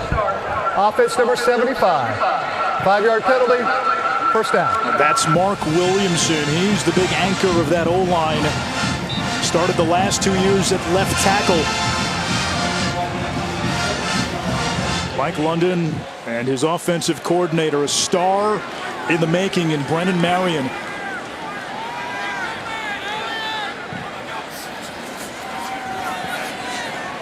End zone incomplete. Bracket coverage by Taylor and Cross. Well, no doubt about it, you bring in Anderson and you're looking for his throwing ability. And, you know, Anderson, the senior from Naples, Florida, that time there was expecting his target to move more inside to where there was open space. And sometimes when you don't get a lot of reps, or you don't have a lot of continuity where you're on the field, right, and they're switching and they're flipping and going back and forth, it's hard for a quarterback to get in a rhythm throwing the football. Also, first year of a new system for this team. Funderburk ambushed. Third down. I mean, man, when this defense really wants to win the line of scrimmage, they can. And I realize this is an FCS opponent, but the bottom line is, and we talked about it earlier, this defense has done everything you're supposed to. You have a turnover that's nearly inside of the red zone, and then you come back at 11 tackles for loss tonight. That's where they're playing behind the line of scrimmage. Then they hold them to a field goal. So, I mean, this defense has done everything you possibly can, and this third down stop would also be another key stop for them in the ballgame. Too high in the direction of Amanye Watson. And it's fourth down. Yeah, I mean, moving forward for William and Mary is I think the future looks bright. But, you know, and even talking to Mike London and Mary and the offensive coordinator this week, they said based on the way the style of play was when they got there at William and Mary, a lot of tight ends. It was more of a downhill running approach. They'll start to get in more of the athletes that they like for this system. But I do think this offense is innovative, and I think it's very dangerous. No good. 37-yard attempt by Johnston is wide. Score remains 42-3. Welcome back to ACC Network Football, presented by Dr. Pepper. It appears Bryce Perkins' day is done. 16 out of 26, 192 yards, 2 TDs, couple of interceptions, uncharacteristic of the senior from Arizona, and he's done well on the ground. I don't like him leaving the ball game with a ball that should have been intercepted and then throwing an interception. You'd like to see him come out here and be more fluid as he leaves the game. Brennan Armstrong, the quarterback, he hands off to Hollins, who picks up 7. Armstrong, a redshirt freshman, lefty, has some mobility, and he took advantage of the new redshirt rule that went into effect last year. Played in 4 games, but was still able to preserve that season of eligibility. And the experience. I mean, it's hard to imagine how far that can go in your career, being able to just know what it's like and then still be able to maintain your redshirt year. I love the rule. Slings one to Kemp on the tunnel screen, and Virginia moves the chains, and Bronco Mendenhall institutes essentially a draft for players to select numbers. So last year when Armstrong took the field at quarterback, he wore number 98.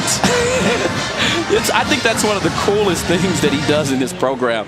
You know, and you go out there to practice, and there's guys with no number on, and everything, you have to earn it, and I really do. I love that. I know Chris has more on the number picking, but I think it's a fantastic thing to implement, and it really teaches these players the right way to earn playing time, but also the perks of playing as an athlete at this level. Earn PT, but earn your number first.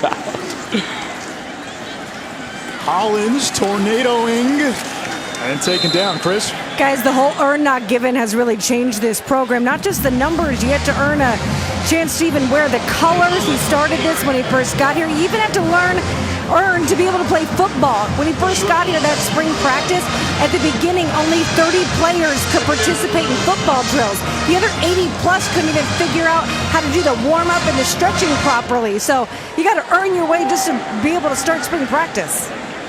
That's outstanding.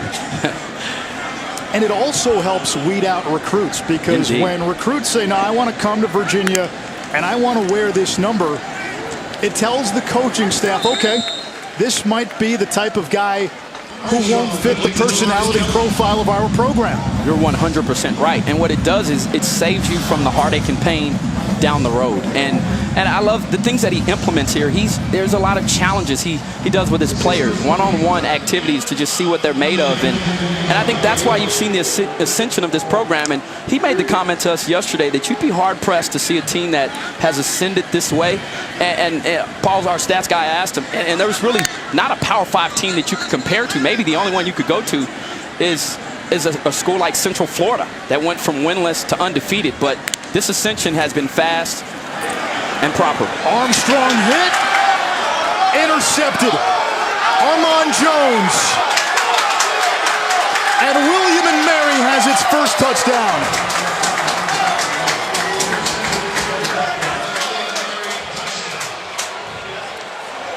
And sophomore linebacker Trey Watkins from Fredericksburg, Virginia, coming through with the big hit on the QB.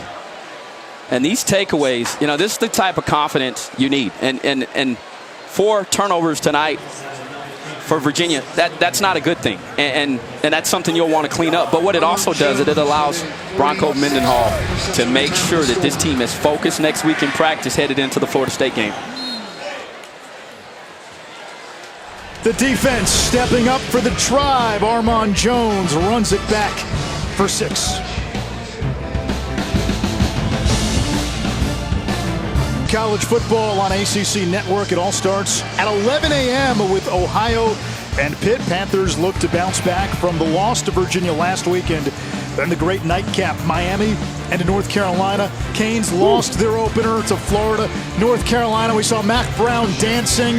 The viral video in the locker room after the comeback against South Carolina. But the subplot there, Manny Diaz, a former Mac Brown assistant who was fired after Bronco Mendenhall's BYU Cougars ran all over Texas. It was a horrible day for former players and alumni, for sure. And you know, to that point, I also think Miami presents a unique challenge for Virginia, just based on the way they play defense, one of the top defensive units a season ago, with 6 returners coming back.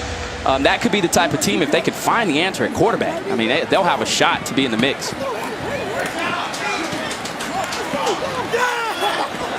A lot of wiggle. Wow. And Tavares Kelly with a 27-yard return. Bronco Mendenhall came to Virginia as part of that coaching class of 2016. Dino Babers to Syracuse. Mark Richt to Miami. Justin Fuente to Virginia Tech. And at the time, Fuente was the guy. Totally he was the hot hire, had great success at Memphis. Mendenhall, of the 4, despite the success at BYU, was seen as the biggest question mark. He had never coached east of the Mississippi. Yep. Would he be a cultural fit? Would he be a geographical fit? Would he be able to recruit here? As Brennan Armstrong runs forward to the 44, and you can make the case. Dino Babers had a great third year at Syracuse, winning 10 games, but full body of work. Bronco Mendenhall arguably has the best case that he's been the best hire of that group. And you know, you look at Justin Fuente now in Blacksburg, there's already hot seat chatter. There's no doubt about it. And you know, and listen, the elephant in the room, let's address it. You know, Virginia has lost 15 straight in the Commonwealth Cup. Yeah. And that's one of those matchups. Blacksburg will remind Charlottesville of that. There's no doubt about it. I mean, you know, you've got to keep that in mind. But I agree with you that the job he's done here has been phenomenal. He's done it his way. And this program, like I said, it's built on a very solid foundation. First down, Cowley. Yeah, we talked to Bronco Mendenhall about how they teach and how the players learn. And they do these personality profiles for coaches and players. They want to figure out what's the best way that the personnel on the team absorbs information. What's the best way the coaches teach, and what are the attributes the different coaches bring to the table.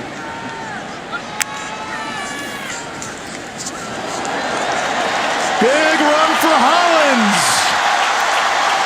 Dragging tacklers inside the 15. Oh, I like that. I mean, he has some burst on the back end of that run. I mean, you look at him, he's 5'9", 200 pounds from Baton Rouge, Louisiana. Breaking through tackles, those wimpy arm tackles that aren't going to drag him back down with his determination. And that was a fine run from the young man, the freshman coming in, representing. He won 2 state titles in high school, and in his final high school game, 27 carries, 237 yards, 4 touchdowns. Oh, my.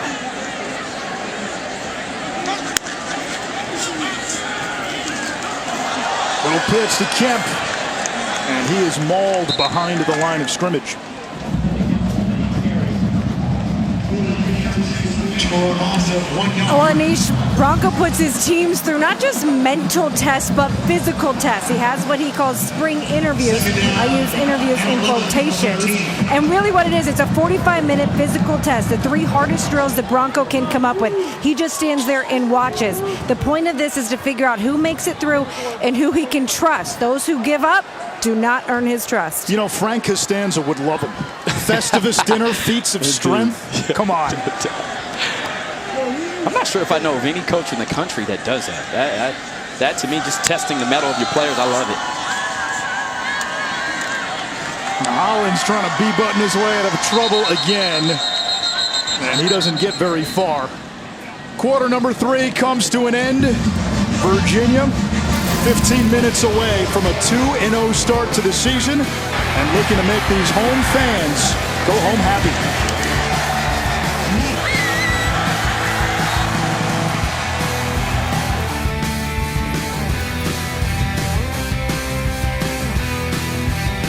Chris Budden with you here in Charlottesville. Beautiful Saturday night. Virginia on top 42-10.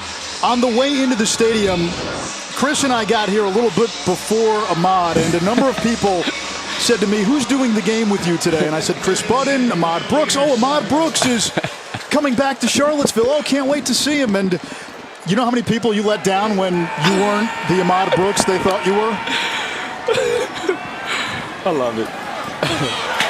That was a nice tackle there. Brendan Speaking Armstrong of tackles, taken down by Watkins. That's what Brooks did well. I mean, he was a phenomenal player, and he started to really turn his game up when he got to San Francisco in 2011 and started some games and probably had his best year in 2013. And listen, I was nowhere near the type of NFL player he was. And my namesake, I've never met him, but I've also had some teammates that we've played together. And our birthdays, his birthday is March 14th, 1984, and I'm March 13th, 1980. It is bizarre. And I'm sorry to let down all the Virginia fans. I'm not that guy. Field goal is good. Virginia Tech, Sean. Maybe they can get you, I don't know, a bagel at Bodo's or something. Just on fake name recognition. Stop it.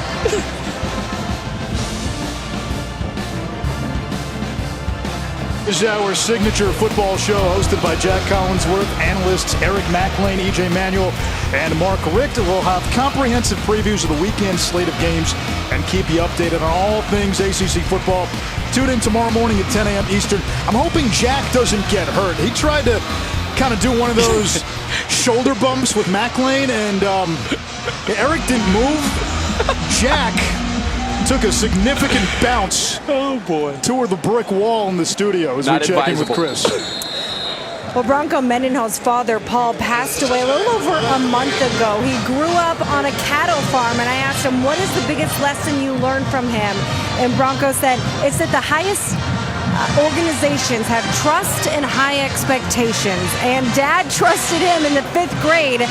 He said, here, boy, here's the keys. Go feed the cattle. He had to learn how to drive a truck. No one had ever taught him how to do it. So he gets in the truck. He realizes he can't reach the gas pedal and see over the steering wheel at the same time. So what does Bronco do? He gets a stick, learns how to press the gas using the stick.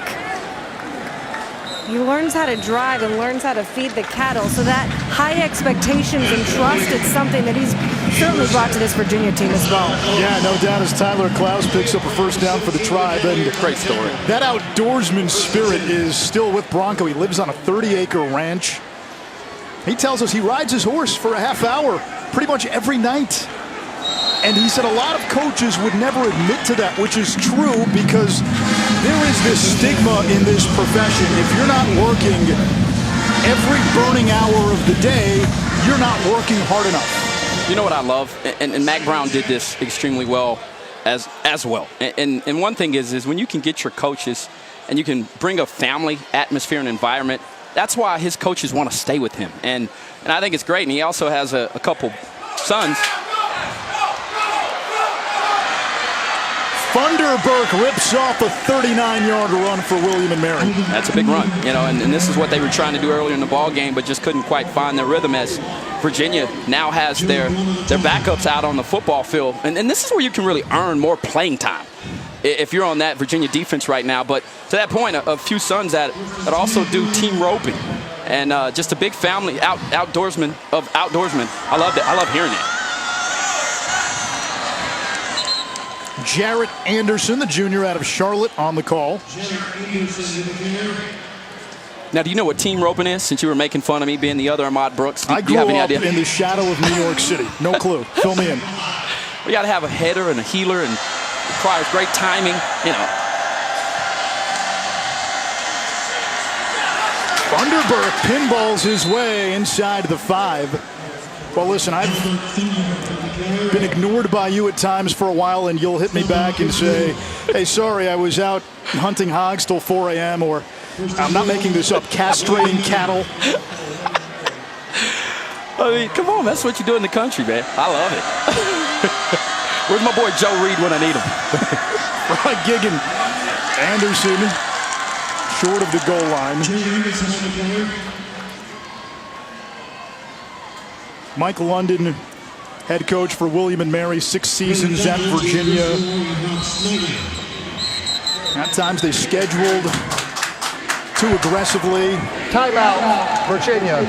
First charge to this half. Virginia calls for time. That wasn't always in London's control, but it just did not work here after a promising start when he was the ACC Coach of the Year in his 2nd season. Right now, he's back in Charlottesville, staring at a big deficit.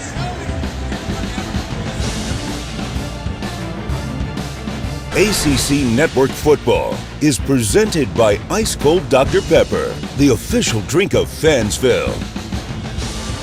A spring to remember in Charlottesville. Titletown men's basketball fighting back from the abyss and reaching the apex. Men's lacrosse, a proud program here on campus, winning its 6th national championship in program history. They've got a great coach in Lars Tiffany, a loaded roster. And their run was magical in that Lars Tiffany used to bring a wooden stick to the games. That was a gift from his late father, the last gift. As Funderburk finds the end zone for William and Mary to make it 45-16.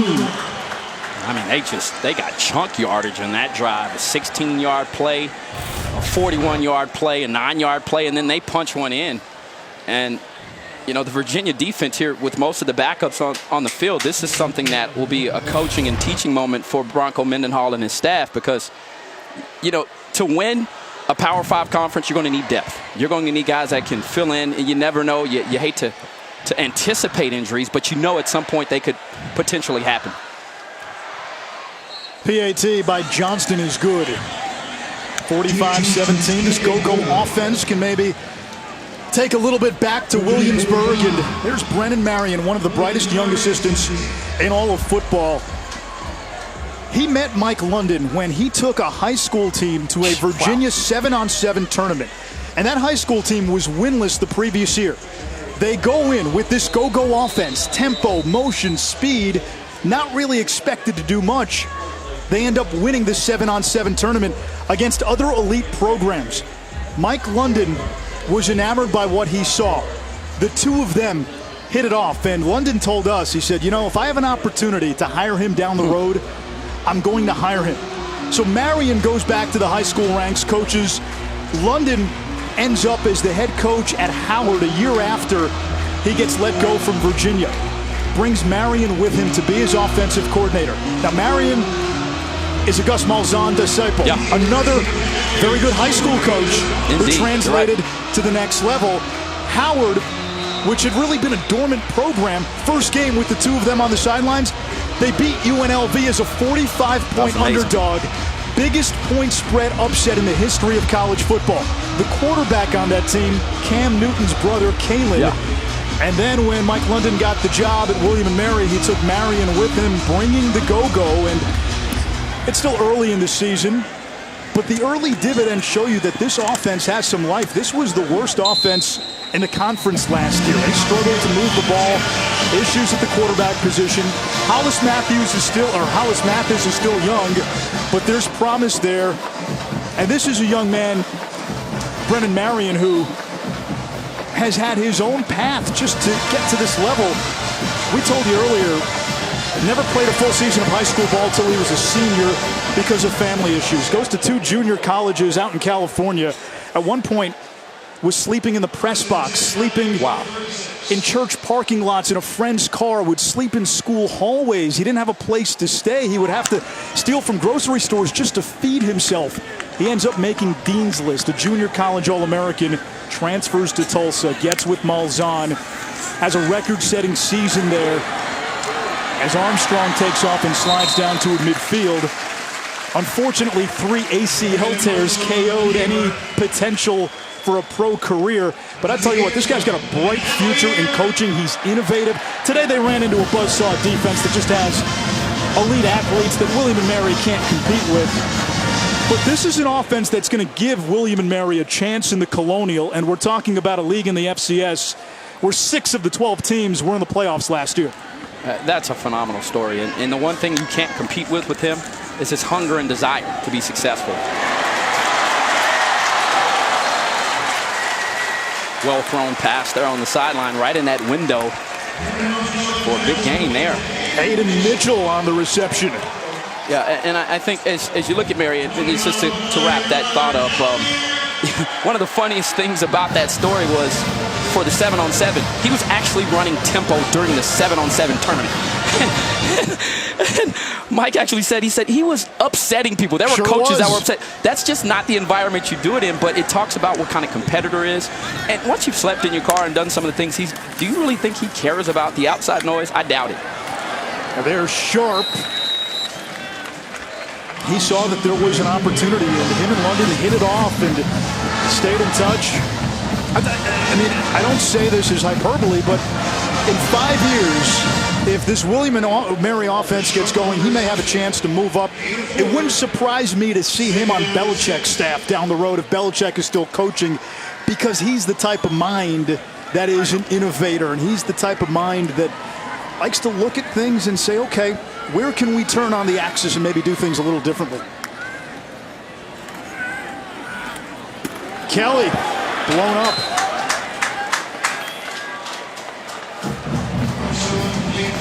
Good contact there from Latrell Smith, just coming up, the freshman cornerback, 5'10", 165, laying a lick on the wide receiver. This ball was thrown a tad bit late, and he just gets under the pads. Great job of leveraging that play and finishing it off. And I don't know about Belichick and the Patriots. I mean, maybe that is hyperbole. Come on, man. You got Josh McDaniels there. We all know what that guy is all about. And I think he's probably the next guy in line. I doubt he leaves again for another head coaching job. Armstrong is hit. Completes the pass.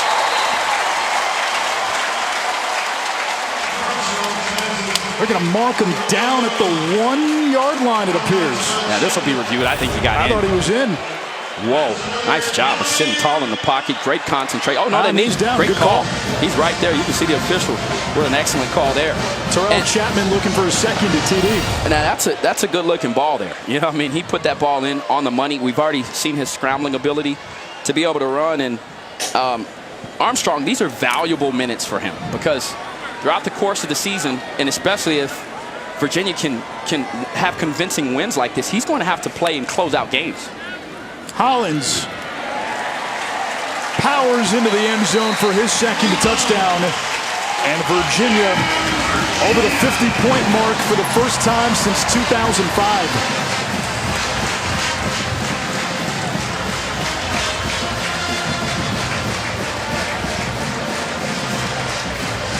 You know, and I think the older you get, if you're a player like Bryce Perkins, you start to think about your legacy. And I'll never forget, you know, in my senior season there at the University of Texas, we ultimately had 2 Thorpe Award winners on our bench in Michael Huff and Aaron Ross. And when you're a senior like that, it's about giving back to the younger players. And Bryce Perkins, I'm sure, has been in this guy's hip pocket.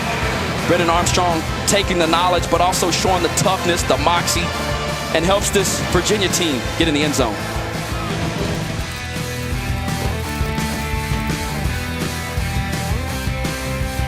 Nobody hanging over that wall.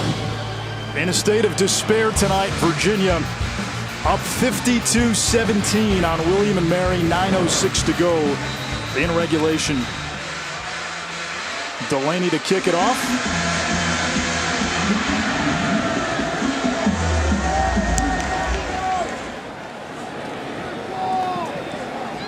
Big day of college football on ACC Network tomorrow. A quadruple header. It starts with Pitt and Ohio at 11 a.m.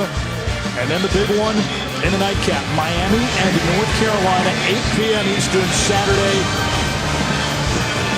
Obviously, the subplot with the coaches, Diaz and Matt Brown, but also 2 young quarterbacks looking to make their mark in Jaron Williams and the North Carolina Sam Howell, who had a pretty good debut against South Carolina. I liked what I saw out of Howell. I mean, he just continued to play, fight, press through some adversity that faced him throughout that game. And the best part about it, he was clean in terms of turning the football over through the air. And that's going to be a matchup that I think goes a long way in determining who could be the challenger to Virginia. Kilton Anderson throws one up, and it's caught. Brandon Battle brings it down. Injured player for Virginia. Cavaliers going deep into their bench right now. Joseph White, the DB, is down.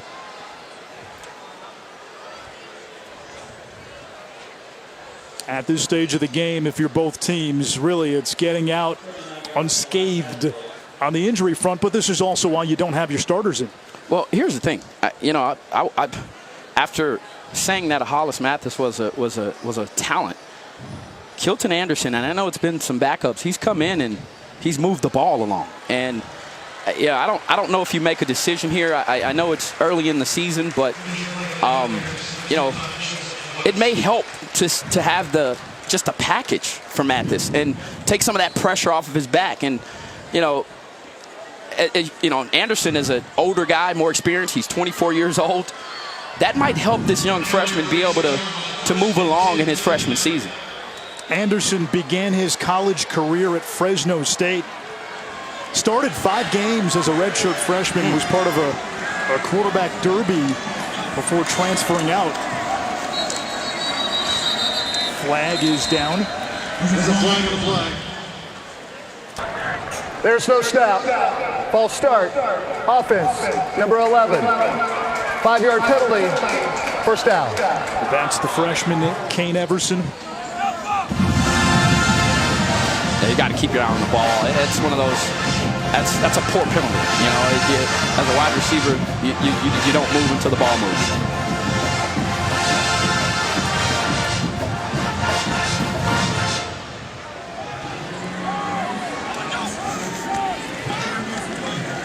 Anderson.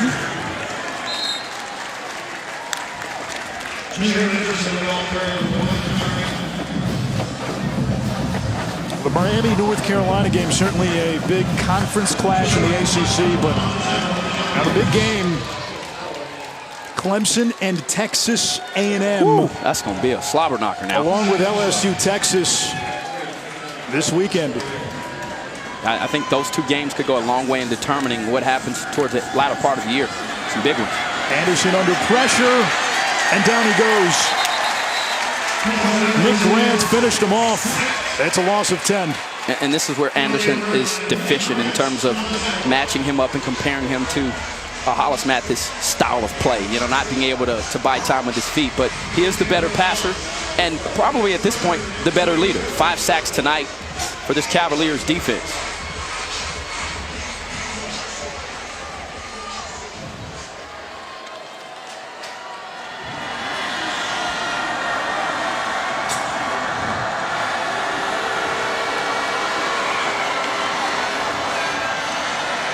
Screen pass. Lester bouncing off his own guy. And Donovan Lester, the freshman from Plano, Texas, picks up 11. Back near the original line of scrimmage. 4th down. Offense will stay out on the field. We come up on 6.5 to play in regulation.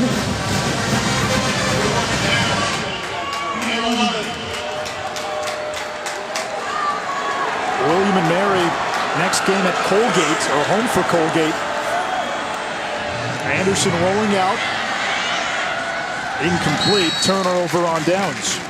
Yeah, and Virginia, they've still got one of their top safeties, Joey Blount, on the field. Nick Grant, after Anderson had some success through the air, you bring those guys back out and let them get some valuable reps. 6.5 to go in this one. All Virginia.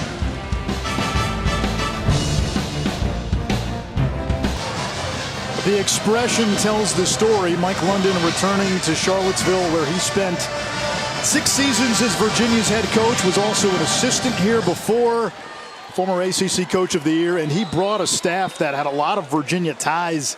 6 former players that suited up for the Hoos on London's William and Mary staff.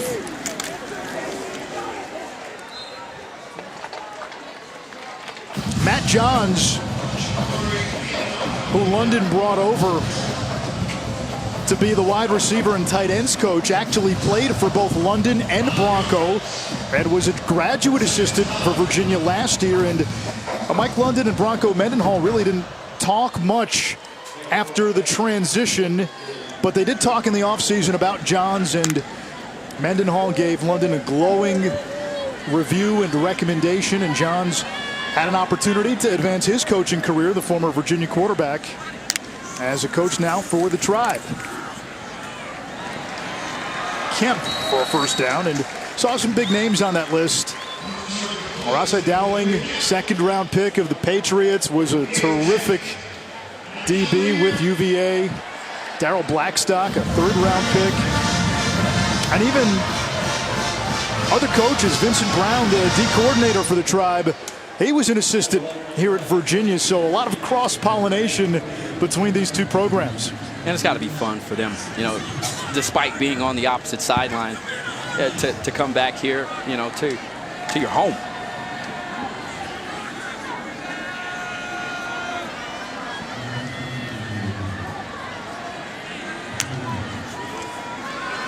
Armstrong completes to the 25-yard line. Hayden Mitchell again. Jimmy Laycock retired as William and Mary's head coach after 39 seasons. That's why London's taking over. But Laycock had a reputation for hiring some really good assistants, and London was part of the 1994 staff. Look at the names on this staff. Dan Quinn, now the head coach of the Falcons. Wow. Sean McDermott, the Bills head coach. Mike Tomlin at Pittsburgh, and Mike London. You look at that coaching staff team photo, it's William and Mary's version of the School of Athens. Impressive.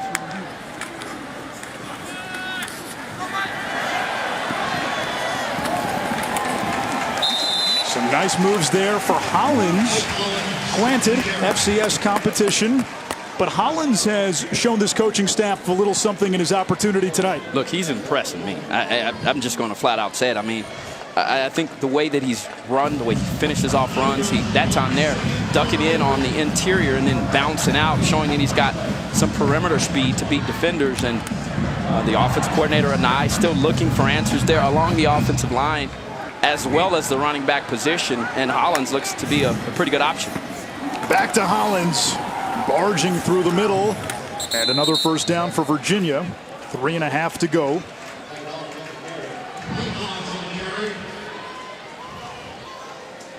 I'm going to put you on the spot because we were having this debate all week. At the quarterback position in the ACC, there are not many knowns. Trevor Lawrence, Bryce Perkins, they're the two biggest constants in this league. Who's the third best quarterback in the ACC? This one was tough. I'm not going to lie. You stumped me with this one. Holland's there once again doing a nice job of finding some space and picking up yardage. My initial reaction, and I had to get some coaching from our newly promoted ACC network analyst, Roddy Jones. Anthony Brown, we had them last year, and I really like what this kid brings to the table, the junior. Boston College. He didn't play all that well opening week, but I liked his skill set. But you brought up a name that totally just, had my, I was like, how did I forget him? Well, there's not a big sample size of work, but he's done incredibly well in that small sample size, and without further burying the lead, Jamie Newman at Wake. Look, he's got it going again tonight, too. Hollins. He's putting up big numbers. Again tonight, tonight against Rice, 21 of 27, 312 yards, 3 touchdowns, no interceptions. And then last week, just did a phenomenal job. 34 completions, 47 attempts, 401 yards, 3 touchdowns, and he can run the football. Well, how about he had this? over 20 carries versus Memphis last season. In his 5 career starts entering tonight, 3 game-winning drives. Oh, man, I like hearing that more than anything. Yeah, but it is. I think after the top 2 guys, Lawrence and obviously Perkins, who we saw here tonight, who started the game well but didn't finish well, it's really you slim pickings after that. Hollins sets up a 1st and goal for Virginia. You'd like to see him be a little more decisive in his cut there, rather than the dancing there and trying to bounce back to the outside edge. How about lowering those shoulder pads, driving those knees, and pushing that defender back into the end zone? You can tell he's a little worn out.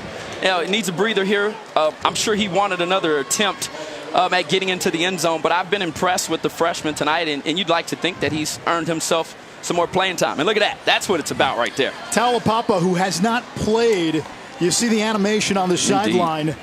Virginia calls that the 4th side. And they will get into victory formation.